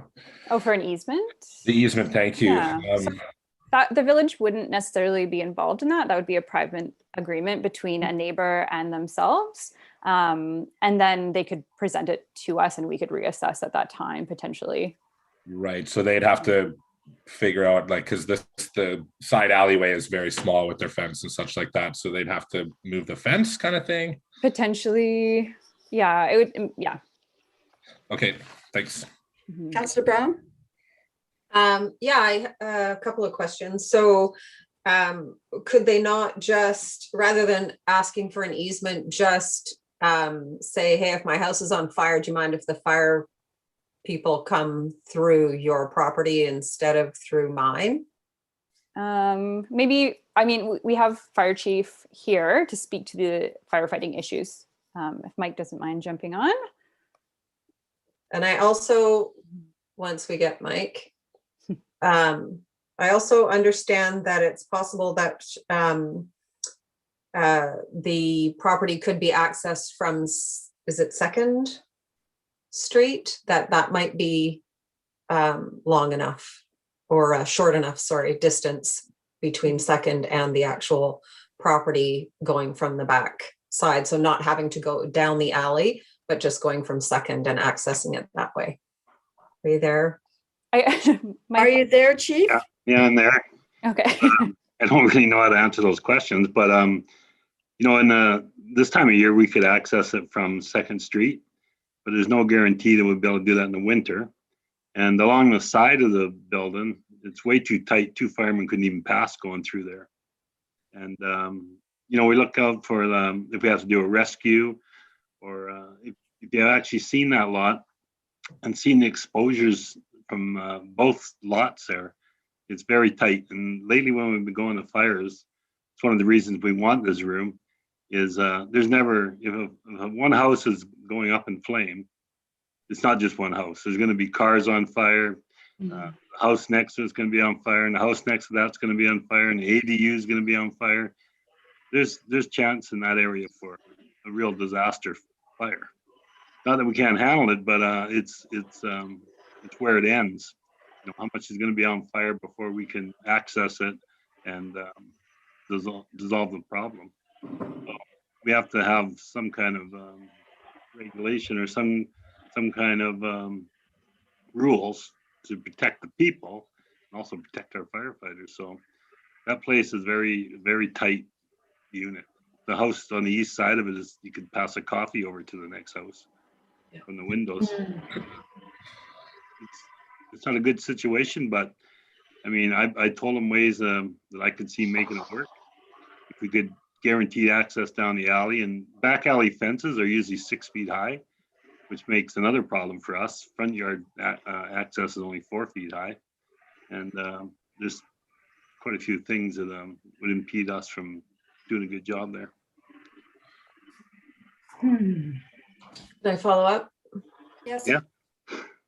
So I'm my concern, I have seen the property, and I understand that it is very densely packed and very close to the neighboring neighbor.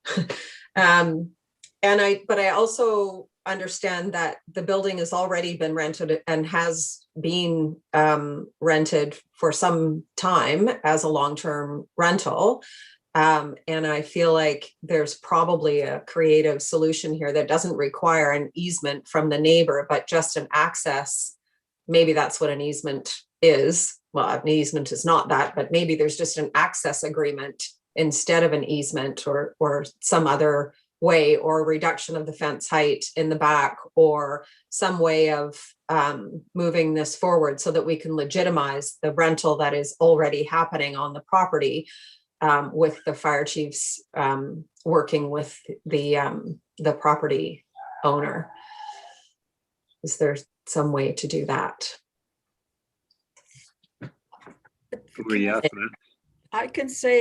Can I say something? I think it goes back on the responsibility of the applicant to make those. The chief has given them the options of what he could do, of an easement or whatever. It's up to him as an applicant to try to do that. Right. I just think it could be more than an easement, and by doing, I just don't want to limit the way forward to simply an easement, because what if the neighbor is not amenable to an easement? Then and then my follow-up question to that is, now that we know that that rental is happening there and it's not legal, are we not, what position does that put us in? That would be a Clayton question. It's a bit of a conundrum. Yeah, thank you, Your Worship. There's a lot of questions there, I think, and I think that's not something that, you know, obviously we're in a process as well, trying to find a solution to bring this property into compliance, and that's, you know, kind of our first goal right now through this process. Certainly, I'm not sure we can answer the question, what would be the steps we'd do if it wasn't in compliance right now, because I don't think there's been actions to date on it. So I'd have to get back on that one there. Typically, if we're aware of that, we would start a process of a conversation to help them. And this is one of the steps we would do, is put an application in, provide to legalize it. And so that's the process that we would normally take. And we're kind of in that process right now. It's tough to answer though. Councillor Sproul? Well, everything I read here talks about the potential liability to the village if the firefighting equipment cannot get through. It sounds like if the alley access could be improved or made wider by the village, then maybe there would be room to get through. But I don't know if it behooves us to do that. So that, I'm not sure if it's in the plans that we were going to widen the alleyway. I know some of them are just ridiculously narrow. I actually didn't get to look at this one, but I'm going by what it says here. So I would be cautious about accepting this application. Councillor Kettler? Yeah, thanks. I wouldn't want to ignore the safety concerns that have been brought forward by staff. And so if the applicant doesn't come forward with their own alternative, how to meet our safety concerns, then I don't think we have an option but to deny it. And I also would like to know, if we went against the judgment and there was a fire there, then are we personally liable? Well, the village. No, not the village. We went against the wishes of our staff and the fire chief and said we were going to support it anyway. We become personally liable, do we not? What? Officer? Really? Go ahead. We do have council members are indemnified. So, Okay. so you're not personally liable. It's it's So your position as a council member. The village would be liable. No, I wouldn't say that. I would say any person could make a claim to the village, which depending on the circumstances, I would expect that the village would defend itself, depending on the circumstances, if based on legal advice at the time. Yeah. Well, I'm still of the feeling that it's up to the applicant to come forward with, they've been given some options to do, and if they wish to proceed, then they need to follow those options. Yes, Councillor Sullivan? If we deny this evening, does that mean that they can't apply for another year for this? Is that's what's up? Yeah. Is it possible to table this? Just a minute. Let Courtney speak, please. Sorry. Yeah, Courtney. Thank you. Yes, that's a good question. I think that that's something that it's possible to waive that requirement if they were showing, if they'd come up with a new solution, for example, an easement with the neighbor, and they presented that to staff. That is something that we could bring to council and sort of ask council if they would like to consider that less than a year, after less than a year has passed. So strictly, yes, they're not meant to reapply, but we can advise them that a relief from that can be considered. Okay. Councillor Sullivan? Yeah, thanks, Courtney. Yeah, just to let everyone know, like the APC has approved this in spite of all of these liability dangers. Having visited the property with the fire chief, I would really not want to go against, obviously, our professional advice from our fire chief.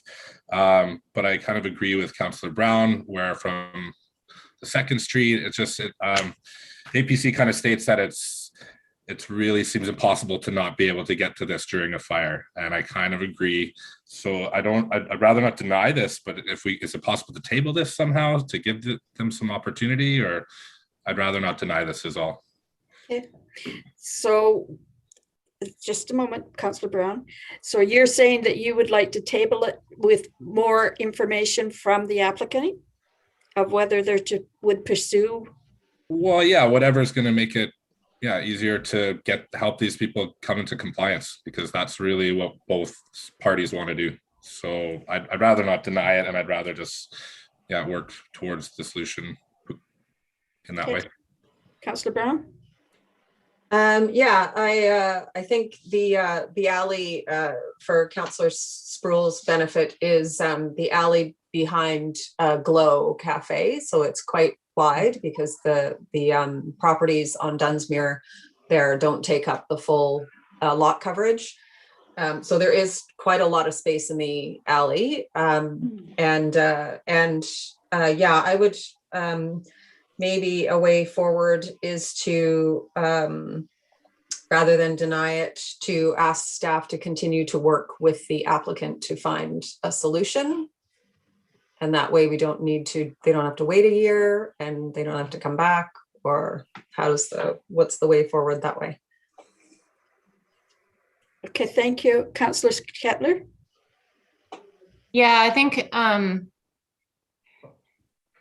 kind of makes it sort of indefinite, whereas if we deny it, as Courtney said, if they come back with a different option, then council can choose to reconsider it then within the year. Even though the alley is good in the summer, I've heard the fire chief say that it's actually in the winter months that there's a concern with access, and that hasn't been addressed. So,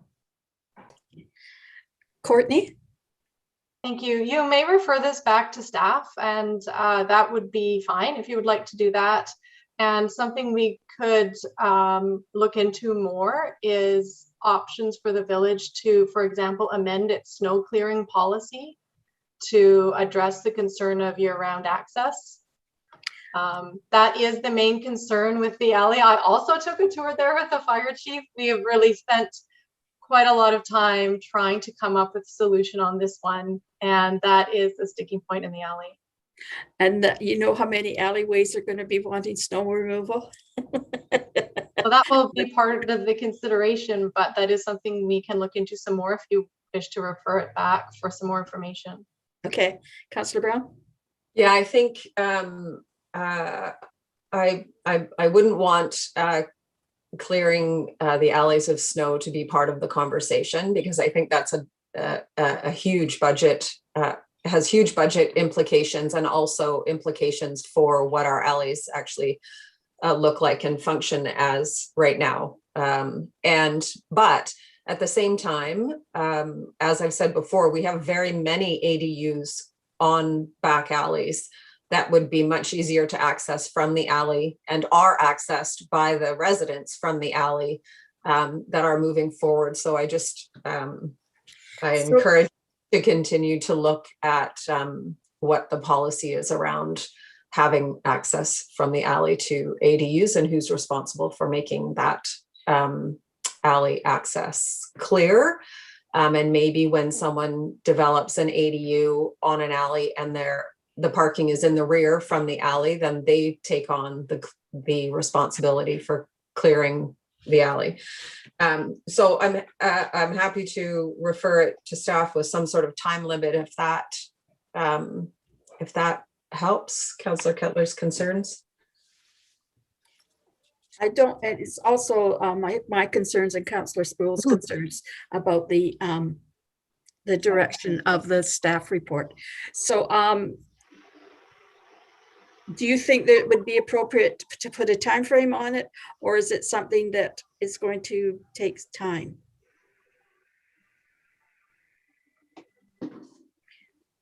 Courtney? I think the more important part would be to get clarity on what you would like more information about.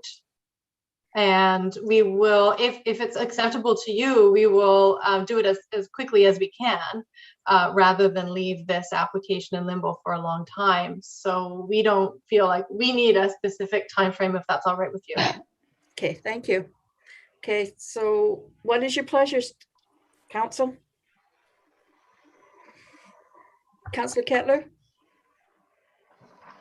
Yeah, well, that's part of what I was thinking about denying, is because it puts it back onto the applicant to come up with different options, and we're not asking staff to create something that we don't really know what those options would be, and that's not really what is supposed to happen. So I prefer to deny it, and then for them to come back with different options, and for council to reconsider. If they come back within that year time, that's great. And if not, then staff aren't left with the sort of question mark over this application for an undefined period.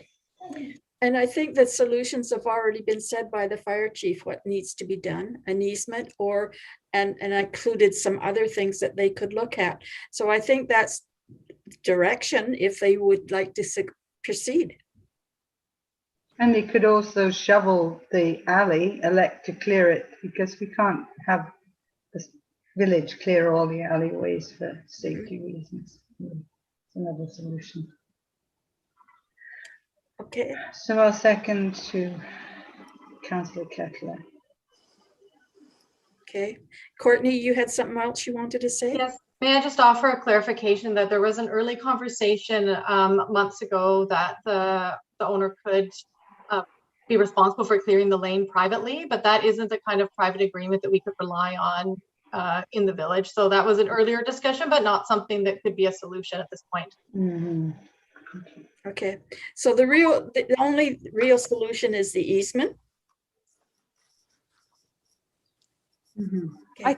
Sorry, I'll just say for the time being, there is a potential with development along Dunsmuir. Like we're seeing a lot of change. And I mean, and those, something to consider is like those setbacks could change. Like a lot of them aren't at their max potential. So right now there is a lot of space, but that could close in quite a bit. So we just potentially if the lane does get upgraded, it is a potential that something could change to allow for that rear access. And I just had one last point too, is just with response times, when 911 is called, they're given the address and they generally just go to the front. So I think that tied into the response time of, like if one side of the alley was blocked with a moving truck for the new apartment building, then they have to spend that time to go back around the other side, and just that could negatively impact response times. Okay, so this motion that Councillor Kettler has would put it all back to the applicant, and if they want to proceed, they can, and if they do their job, what they want to do, and come back in a month, then we will revisit it. That's what I am understanding.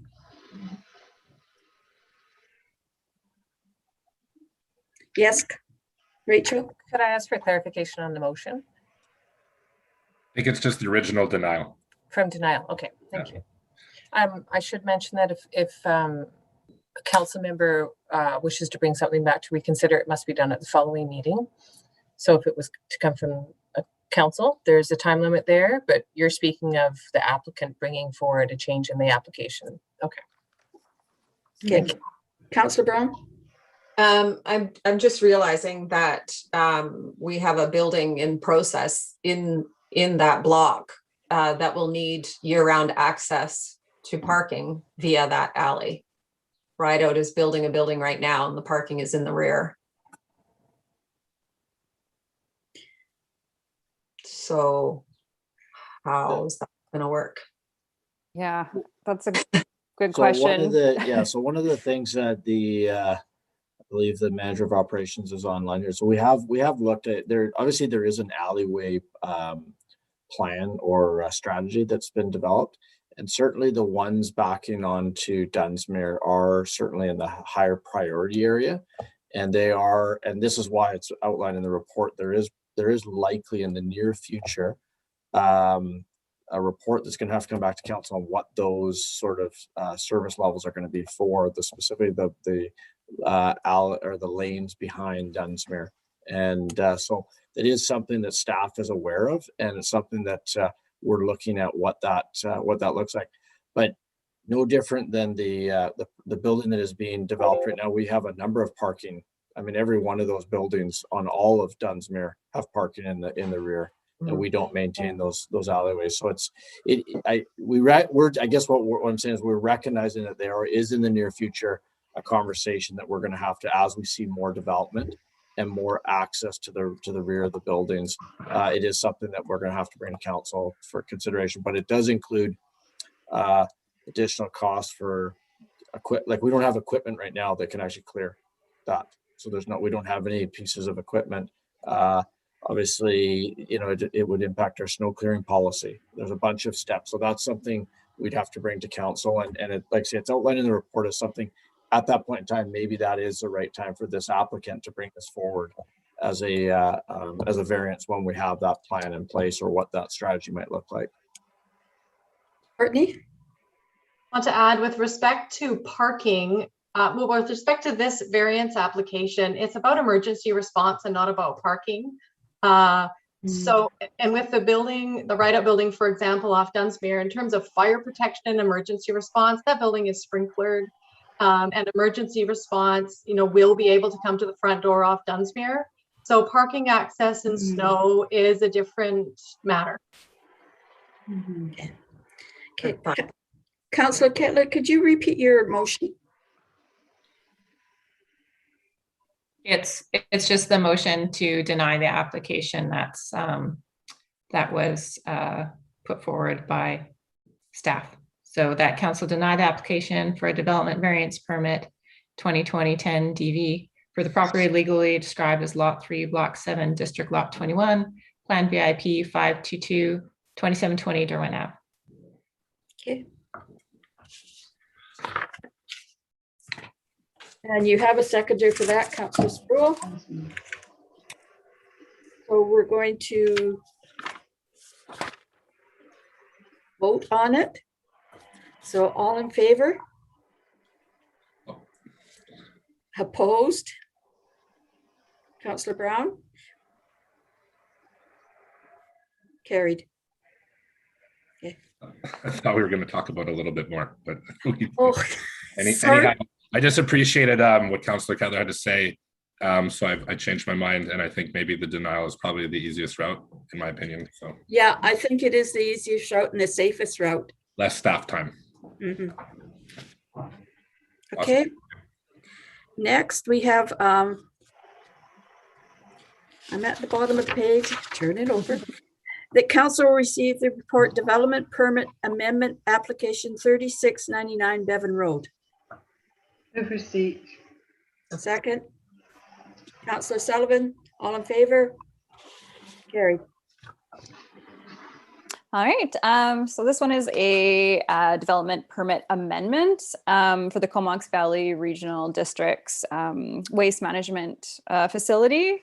So they previously completed a DP in 2020, so just last year, and they are hoping to get the organics transfer station going here at the Bevan site. And so we were recommending that because it's a minor amendment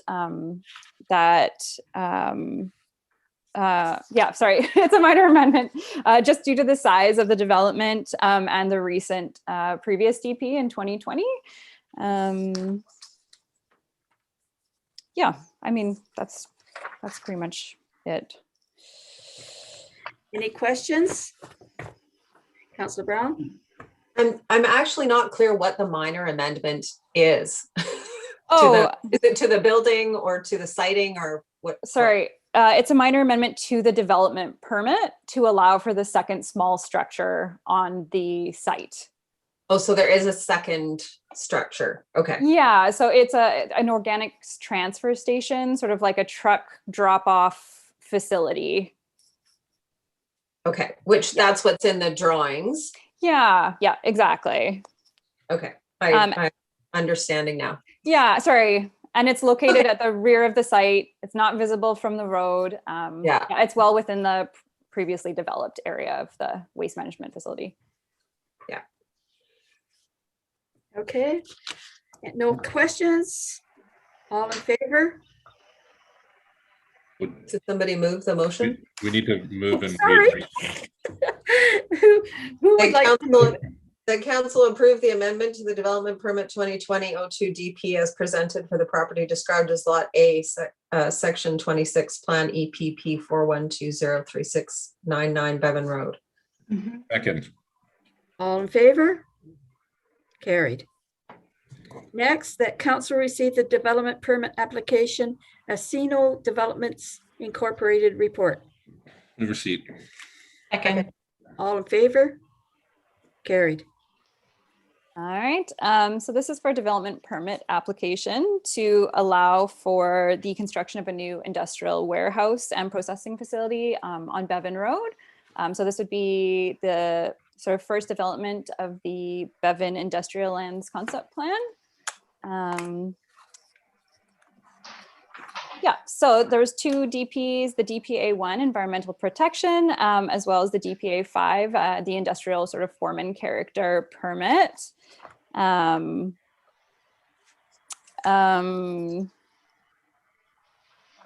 Yeah, sorry, a little tired this evening. I'm having a hard time focusing. Yeah, sorry. And no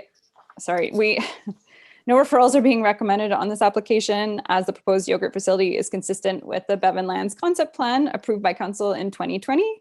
The preparation of the concept plan, it did include public engagement, and the development of the Bevan industrial lands is a strategic priority. Additionally, advancing issuance of the development permit will assist the applicants in meeting timelines for moving the Tree Island yogurt facility from Royston to the new location in Cumberland.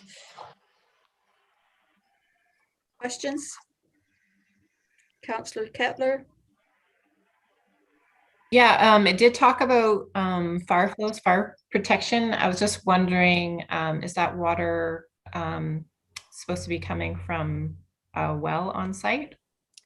Courtney can speak to this. She's been more involved in that side of the permit application process. So before a building permit can be issued, we require their fire suppression plan. And I'm not aware of the water source now, but I believe it's going to be a temporary source like tanks that have been filled for fire protection temporarily.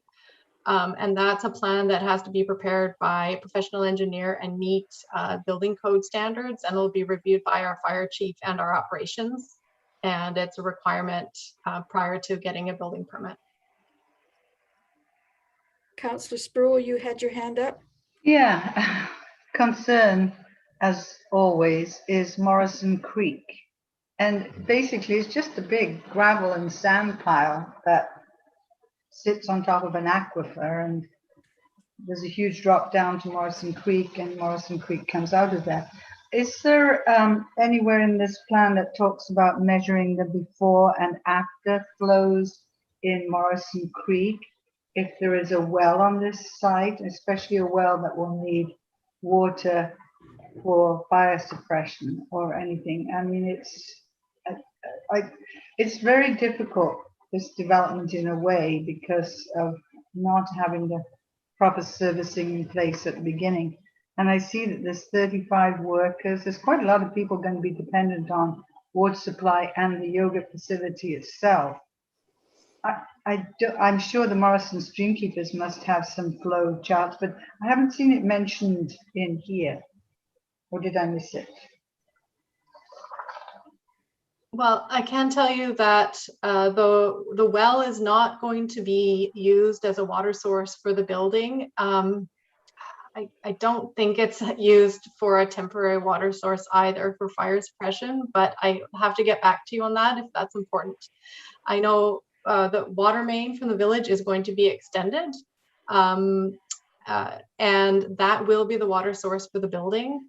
So a final occupancy permit will not be given until the water main's connected. So the building can't be used until the water main is connected. So earlier on, the applicants were considering having the well permitted as used for a temporary or permanent water source, and they are no longer pursuing that. So it will be, the water source will be the water main from the village. But I'm not sure what the timeline is on that. Maybe I missed something, but I understand that there will have to be more contributors, more developments that will contribute to that. I didn't realize we were planning immediately or in the next couple of years to put in a water source, and yet everything talks about allowing them to get a little bit ahead in their planning so that they can open as soon as possible. So I'm not really clear on when the village plans to put in water, or what is the trigger for putting in the water line. Of course, that would be the best case scenario, but that could be quite a few years. I really don't know.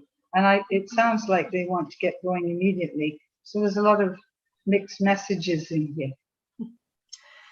Yes, I realize council hasn't probably received an update on these things for some time. So you will be receiving shortly in another report more information about the water main and so what's happening is the applicants, Aciano, is constructing the water main, and they're proposing an agreement with the village so that they can recover the costs of the water main as other properties connect. And that will be coming to council shortly, but is not ready yet. So the expectation is, and this is fully understood by the applicants, that they will not be receiving an occupancy permit for the yogurt facility or using it until the water main's constructed and that connection is made. Okay, thank you. Councillor Brown. Thank you. Thanks, Courtney. It does mention the water main in the report, so I assumed that that's what was happening, and that's really fantastic news. So thank you for that. Also wanted to mention gratitude for the drawings in this report, that they are actually zoomable so you can read them. So thank you so much for that. And regarding the Morrison Creek, there has been concern about the headwaters, and I think the applicants have gone out of their way to design swales and other retention mechanisms on the site, and even their wastewater process is looking at potentially recycling and doing whatever they can to maintain that the health of that aquifer. So I very much appreciate that, and it's just very exciting to see movement happening out there. So I wanted to clap when we had this, because we've been waiting a long time for this. So great, happy to support it. Councillor Sullivan, did you want to say something?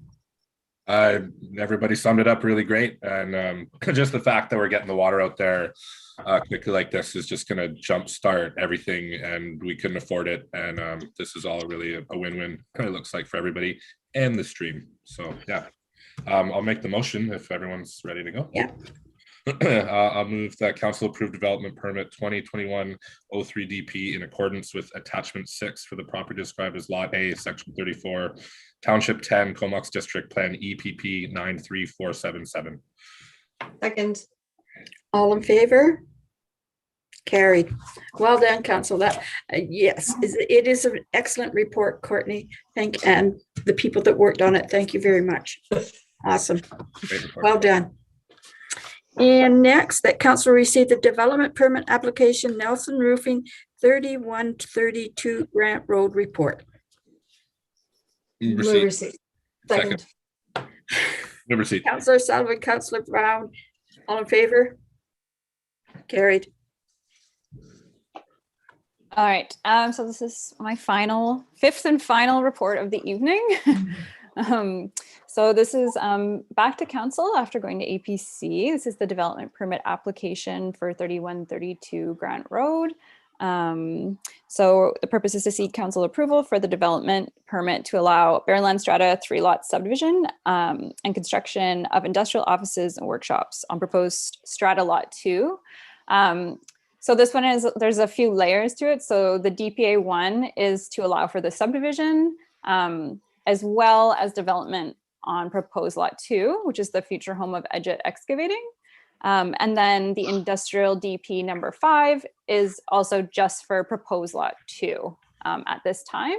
When development is planned for proposed Lot 3, they'll have to come back to council with a DPA 1s, that's site specific, as well as an industrial development permit at that time. So just a few moving parts on that one. Questions? Councillor Brown? Sorry, I'm looking for the map that says which. So Lot 2 is the one at the very top on Grant Road. Lot 2, so Nelson Roofing, the existing business is proposed Lot 1, so the furthest from the road, and then proposed Lot 2, yeah, the middle one, and then 3 is closest to Grant Road. Yeah. Okay. So 3 will come back to us. Yeah. Later. Okay.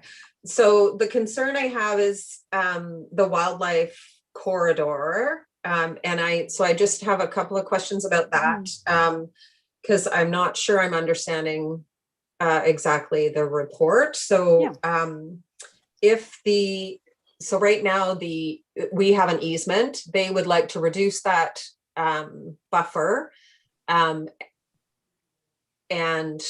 at where 3140 is, but there's still some way to have the wildlife corridor there. I'm not understanding. Is that then, are we putting the wildlife corridor in the farmland buffer, which is on the regional district's land, or is it still on Cumberland? Is it still within the? Does that make sense? This one was quite complicated, and we had a lot of back and forth with it and figuring it out. So I think some of the confusion comes in that it's right at the border of Cumberland's jurisdiction. So it's sort of like a man-made corridor in a way. That little green sliver just follows our border. So looking at the biologist's report, they had actually recommended that the wildlife corridor, I'll try to explain this best I can. So it would go straight along to Grant Road, like along the eastern side of proposed lot 2, well, 1 and 2. And then it would continue down. There's the 3140 Grant Road also has to follow develop. We looked it up in the CVRD. So they also have to follow the ALR boundary regulations. So if development happens, subdivision or any other development, they will also be required to retain, I believe it's a 15-meter vegetated buffer that can't be touched. So in terms of like sort of thinking on a broader scale for wildlife, instead of having them, follow a fence, left turn, right turn, like it just made more sense for them to follow the natural flow. So it was a bit funny because it's not in our jurisdiction, but it's like thinking on that broader scale environmentally, like how is wildlife actually going to move? Yeah. I mean, we know deer will kind of go anywhere, literally anywhere. So they might still continue along, but we're going based off of the biologist's recommendation, and then also from site visits and doing research into what the CVRD requires for properties that border ALR. Okay, so we have implemented the current environmental recommendation there. That's on whatever page 95. Okay. Yeah. Okay. Yeah. Great. Thank you. Anyone else? Someone like to make the motion? Sure. I'll move that council approve the development permit 2020-12 DP for the property legally described as Lot C, Section 30, Plan VIP 6949479, 3132 Grant Road, substantially in compliance with the draft permit dated May 17th, 2021. Seconder? Councillor Spruill, all in favor? Carried. I just would like to say to the ladies of the planning department, thank you very much. We've been waiting for these for a while, and it's absolutely thrilling that we've got this far. Thank you very much. And your reports are excellent. Thank you. Thank you. Next, we have that council received the Comox Valley Chamber of Commerce sponsorship agreement report. Received. Second. All in favor? Carried. Oh, hello, Mayor, Council. Nice to see you again. Another just brief report here. This is in response to a letter that the Mayor received on behalf of Council from the Comox Valley Chamber of Commerce, sort of engaging our interest in being a member of the Chamber.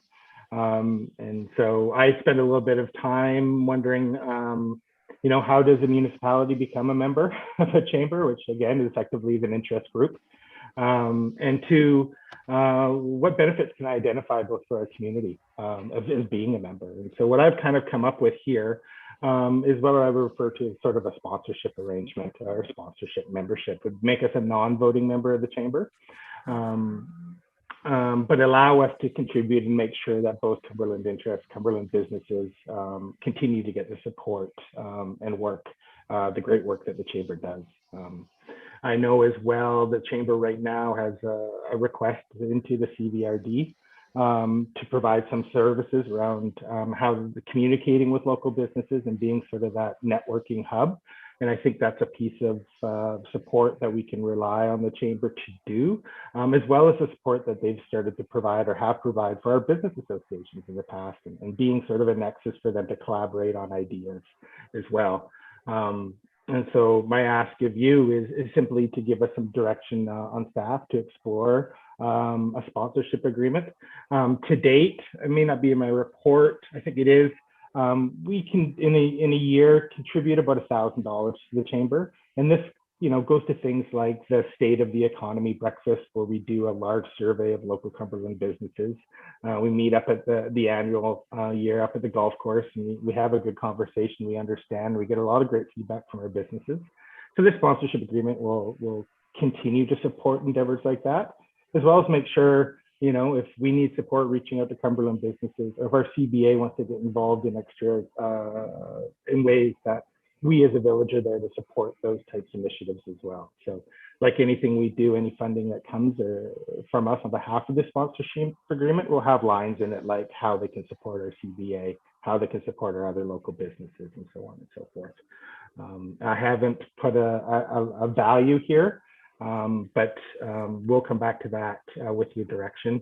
Again, I'm not thinking this is going to be a large lift or ask on behalf of the village, but a nice gesture to show that, one, we appreciate the work that the chamber does, and two, making sure that our business community continues to be a key focus for them.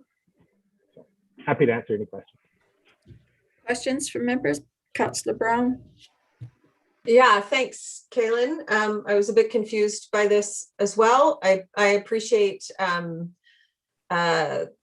what the chamber does, and I know the CBA is also a member of the chamber and is in regular contact with them, and they are providing, I think, support above and beyond via the CBA. So I would just want to ensure that whatever sponsorship agreement we are creating goes through the CBA as well, like you mentioned, that we make sure that that's benefiting them as much as possible. Absolutely agree, Councillor. And the idea is here to make sure that our contribution is to ensure that our community is first and foremost included in these types of things. So, they've done a lot of things that we've missed out in the past, and how they engage with the business community and the type of data and information that can come back to me. And so this is make sure that we continue to be part of that, and that, and if we can, our CBA continues to get a bit of above and beyond. Yeah. And the breakfast is really great. So, Councillor Kettler. Yeah, thanks, Mayor. And thanks, Kaylin. I think the chamber has been great, especially as we've seen through COVID. They've provided so many business services, putting together grant opportunities for their members and doing training sessions, how to help their members get online, like some really great stuff. Having said that, I'm not sure, where we fit as a local government within their membership. Lots of times what they're advocating for is, removal of red tape, which is, our own legislation. Mm-hmm. So it can often put us at odds. And so I'm not sure how that works for us. And, we struggle with a little bit at the regional district as well. They've really filled a gap as far as economic development services while we've been in this sort of transition time. But at the same time, they're there to serve their members, and it's a specific group of the population and not necessarily the broader population. So how do we address that difference? And I can see some issues arising with that about it being a very specific membership and public dollars going toward those members. So Yeah. I'm just not sure how to work that out at this point. No, and I appreciate those concerns, Councillor, because they're the same ones I have. As I mentioned off the bat, the purpose of the chamber is an interest group, and we know, especially regionally, the talk of amalgamation over the last few years was driven by the chamber. So we're very conscious. And so, and again, that's the language of the agreement, perhaps, that we have to make sure is that we're not here as a member. I don't want to vote. We're not looking for a voting membership. We just want to make sure, and if we can help supplement even the CBA's contribution to the chamber, that our community continues to be considered. There's also 100 businesses that are not members of our chamber or our CBA, right? And so, if this is a resource that I can apply to other members or business members of our community as well. But I agree, I have the same cautiousness, and that's part of this exploration is really understanding. I actually looked to see how many municipalities are members of chambers. There's only one, the CVRD. So, there's a model there that's been taken, and so, but we have to make sure we're mitigating that, and we're looking as an objective participant for sure. Councillor Spruill? Well, I echo everything that Kaylin has said. Especially I remembered about the amalgamation attempts that kind of soured us for a while. I imagine this is a new group of people who don't think like that. But I think for the relatively small amount of money, I think any kind of way that we can get involved in the business community couldn't hurt us. So I would be supportive of having a sponsorship agreement with the chamber. If it fits us, we will see this sponsorship agreement. We haven't seen it. Yes, Councillor Still, absolutely. Before, and the same thing, I'm asking to consider this in next year's budget. So it will be a conversation as part of budget with council to make sure that we have your guidance. Councillor Brown? Yeah, I just to clarify, I'm not supporting us becoming a member of the chamber because the CBA is already providing that function. And I think if we became a member, that we would be taking away that incentive for those extra 100 businesses who are not members of the CBA to join the CBA, because they should be getting their business support via the CBA.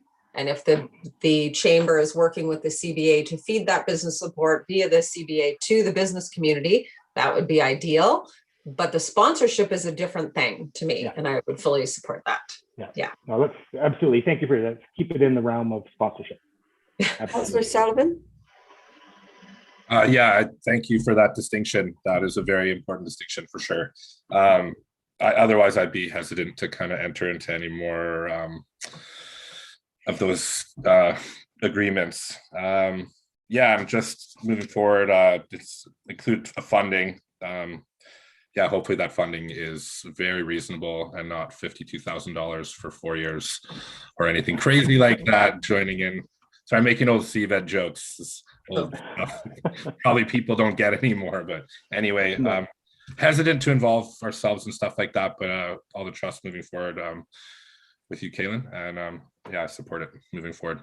Thanks, Councillor. Again, our agreement will be very specific about how that money is used. The state of the economy breakfast and other types of events and types of things that includes our business community, we'll earmark it and make sure so there's no questions about how that funding is used. And it'll be within our means for sure.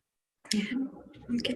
Well, I'm of the same, Kaylin. I really I was surprised to get the letter first off. And I had my concerns also. But think about it tonight. How many people have come forward and said they wanted to work with us?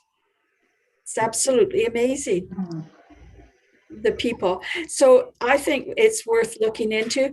I know I attend many of their events, and they always include me. They had Minister Heyman come to the Comox Valley to give a report on the budget through Zoom, mind you, but they included us in Cumberland being there to ask questions. And they didn't have to, because we're not considered part of Ron and Ray's area, but it was really nice that they continue to reach out to us. So yes. And you'd be surprised, Mayor, at the number of Cumberland businesses that are members of that chamber. And I actually am quite surprised as well. And so they do have, and typically not the businesses that we talk about. two of them that you talked about tonight, Nelson Roofing and Edgett, right? These are great decisions on behalf of council because these are really important businesses. They're cornerstone businesses. And so, yes, thank you for that. And, yeah. So someone like to move the motion? I'll make the motion that council directs staff to include funding in the 2022 to 2026 financial plan bylaw towards a sponsorship agreement between the village and the Comox Chamber of Commerce. Is it the Comox Valley Chamber of Yes. Commerce? Yes, in support of village business and economic development interests. Seconder? Councillor Sullivan, all in favor? Carried. Next, that council received the Cumberland Community Forest Park Interim Trail Management Strategy Report. Move receipt. Second. Councillor Sproul, Councillor Sullivan, all in favor? Carried. Just to let you know, the reason I say your name is to make sure that Rachel gets it. The names of the people. Okay, so welcome, Kevin. Good evening, Mayor and councillors. Yeah, so this report in front of you this evening is a proposed interim strategy for managing the Cumberland Community Forest trails in light of the significant amount of use and pressures we're seeing on that trail system right now. So as you guys are aware, in 2020, in partnership with the Community Forest Society, we purchased almost 91 additional hectares as part of that park. And that does require, in addition to the rest of the lands that form that park, a more comprehensive management plan. But that is a big process in recognizing, like I said, the pressures on that system right now. Working closely with the Cumberland Community Forest Society and the United Riders of Cumberland, who manage the trails primarily adjacent to the park. We want to come up with a strategy to guide some interim management actions. So essentially what the strategy does is it spells out the context for the situation we find ourselves in, including things like land boundaries and management jurisdictions, and it's potentially a bit of an education tool. And then we also propose to create clarity around trail designations and descriptions. And the designations is that the trail network really is multi-use. They're there for all non-motorized members of our community, but we want to install some description language so people are better informed about what trails that they're on and the usage patterns that exist. And concurrent to that, establish some etiquette around yield practices and other ways that we can hopefully share this amazing resource a little bit better than we are now. And then lastly, it includes some the implementation strategy, which includes some trail work that would help inform the trail improvement projects we do based on the descriptions and designations of the subject trails. So open for questions. Okay, Councillor Brown. I think we might have missed accepting or receiving the strategy. Did we move the receipt? Yes. Did we? I think it was me. Yes, we did. Okay, sorry, I missed it. Can I ask my question now? Sorry. Yes. This is fantastic, Kevin. Thank you so much. And please pass along my thanks to UROC and CCFS and everyone, and Tyler, I guess. I think this interim statement is really important for the community. We have all experienced increased conflict and just a massive increase of use of the trails. And I think this will go a long way to calming that and just creating some common knowledge around the network. So I very much appreciate this. I think the community has been looking for it for a while. And I really liked the context that the strategy has, where it speaks to the way the trails developed. They were used for hunting, they were used for motorized vehicles, they were, then there was a rogue. I'm not sure the rogue was the right, anyway, there was a group of trail builders that just went out there and built trails. that it's evolved along with the village and become this, you know, huge asset for us. So I think it was really well done, and even the strategy itself will go a long way to just creating a common understanding for us. So thank you. Councillor Sullivan. Hey, Kevin, nice to see you. This is one of my favorite reports I've read in a really long time. To follow on Councillor Brown a bit, this is definitely something we've been wanting to quantify for several years here, and I'm really happy to see this coming forward, especially with CCFS and UROC and yourself all coming together and finding the best solutions. So I just want to say great work and thanks. I just have one question. The report is everything's great. I'm really super happy about this. One of the code of conducts, it says, do not construct new trails. So something that I haven't been aware of recently, I know that years ago and for years that the council has been talking about just reaching a max capacity there. So are there new trails being built, considering that we have some problems sometimes sustaining the level of upkeep? What's the situation with that? Yeah, so the strategy is for the Cumberland Community Forest Park, which is managed differently than the broader landscape of which most of the UROC trails are on. The Cumberland Community Forest Park, there's to be no new trails constructed. That's a covenant condition, unless certain restrictions or I shouldn't say sorry, I'm not coming out with the right word, but there are ways in which new trails can be built in the Cumberland Community Forest, but it would require a very specific set of circumstances in which to do so. And there's a couple new trails that are proposed within this plan, and they're meant to mitigate against user conflicts right now, and it has been reviewed by the Conseil Land Trust. Or it's the Rotary Pathway to Recreation that crosses the sliver of land that was purchased in 2020 at the Perseverance Creek crossing of beside Comox Lake Road. So there are some, but from the public's perspective, the code of conduct is not to be venturing off trails, not to be building new trails, etc. Now, outside the park, there is a process to go through, which requires landowner approval, including for trails on village lands. And for our watershed lands, we would follow our management direction statement for those lands that was adopted earlier this winter. On private lands, there's also a process to go through, and that's with UROC. So the general public's not to be building trails unless they've gone through the appropriate process to do so. Awesome, thanks. I think a lot of people are wondering about that info, so thanks for that. Councillor Kettler. Yeah, thanks, Kevin. Like the other councillors, I'm super happy to see this come forward. I know that a comprehensive parks management plan is needed, but I know that takes a lot of time and input.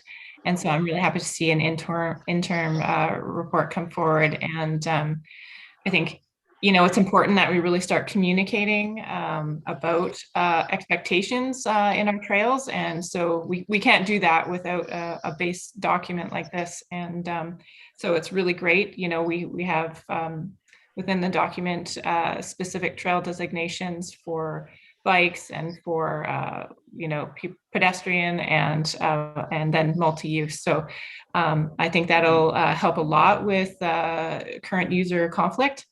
And yeah, I'm really happy with the input from our partners, the Forest Society and UROC and the Land Trust. Yeah, it's great to see, and thanks so much for your work. Councillor Spruill. Well, yes, I am extremely pleased to see more clarification. I mean, trails can, as probably been mentioned, trails can be built on here on this community forest park, but it has to go through the 3 covenant holders. So it's not likely just to happen just like that. And if all 3 organizations are not unified, then it won't happen. On Mama Bear's Trail of Tears, it's allowed in the covenant to have some kind of touristic attraction. The idea was of of Bronco Moncrief and his friend was to have a little railway at number 3 mine. And because that was going on at the same time as the creation of the Mama Bear's Trail of Tears, then that went into the covenant because it was current at the time. But I think other than Missing Link, there have been no new trails put on the Cumberland Community Forest lands. So I'm satisfied that I'm happy to see that this interim trail management strategy seeks to educate people as to the sharing of the trails, because it is getting to the point where sometimes the bike riders think that the walkers shouldn't be on the trails, and that's not so. It's clear that it's to share, but there is the provision of steep downhill sections. You have to be careful not to get in the way of bikes have to slow down. So it's nice to have this. It's a wonderful report, and I'm very happy to see it more laid out for the public. So thank you, Kevin. Councillor Brown, you wanted to say something?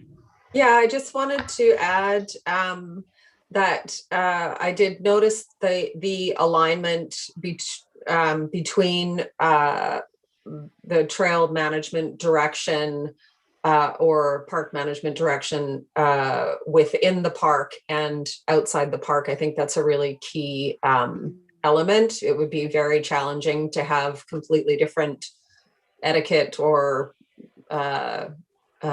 methods of trail management or direction within the park and outside the park, because most people don't know where the boundary of the park is. So I appreciate that continuity as well. Thank you. That's hard work. Thank you very much, Kevin, for your report. Very timely. I've been receiving a number of concerns about the trails, and I actually phoned people to tell them to watch tonight so that they could see the report. And you've addressed all the concerns that have been brought to me. So thank you very much. And you didn't even know what those concerns were. So that's absolutely amazing. So thank you very much. Very comprehensive. I think it's going to do a great deal of good out on the trail system. So thank you. My pleasure.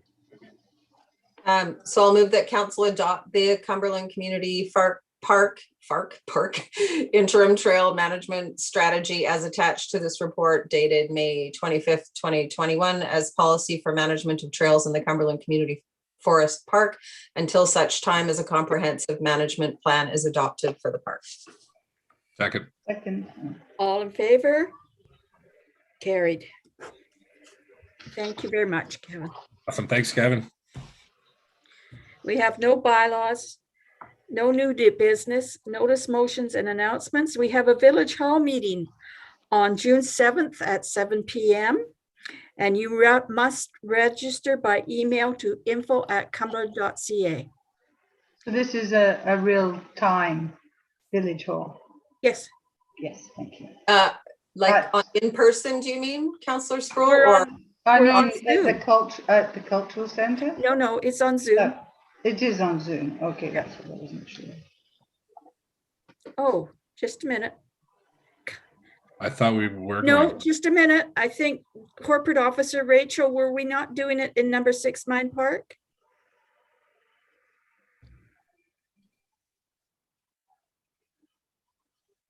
Hi there. We're not disclosing the location yet, but we will follow all the provincial health orders at the time, and we'll.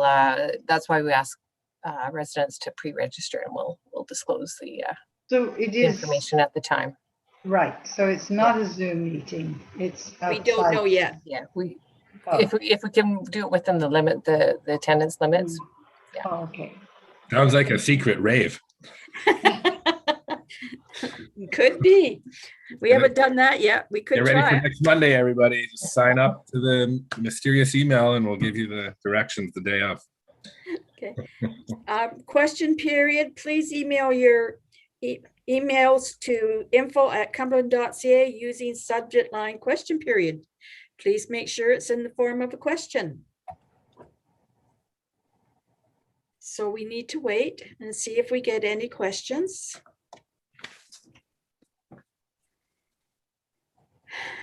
How about that interim report though, hey? Huh? Very well done. So good. Yeah. Yeah, we'll hopefully start to get some better traction out there with that kind of stuff. Mm-hmm. But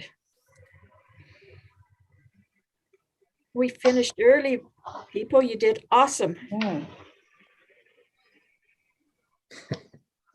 Yeah, when I first picked up the package, I went, what, 240 pages?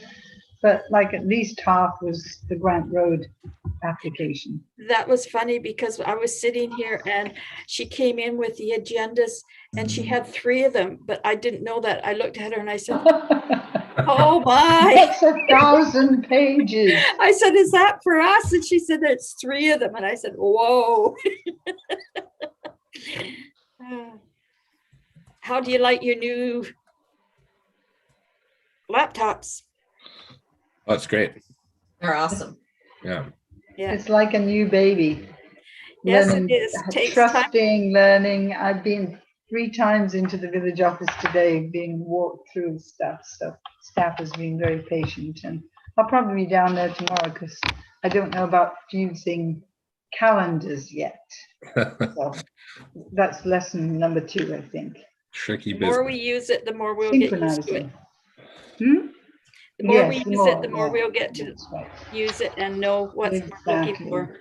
Yeah. With this kind of high definition, I had to clean all my cobwebs up back there. You're not supposed to say those things. I thought, are we off now? What?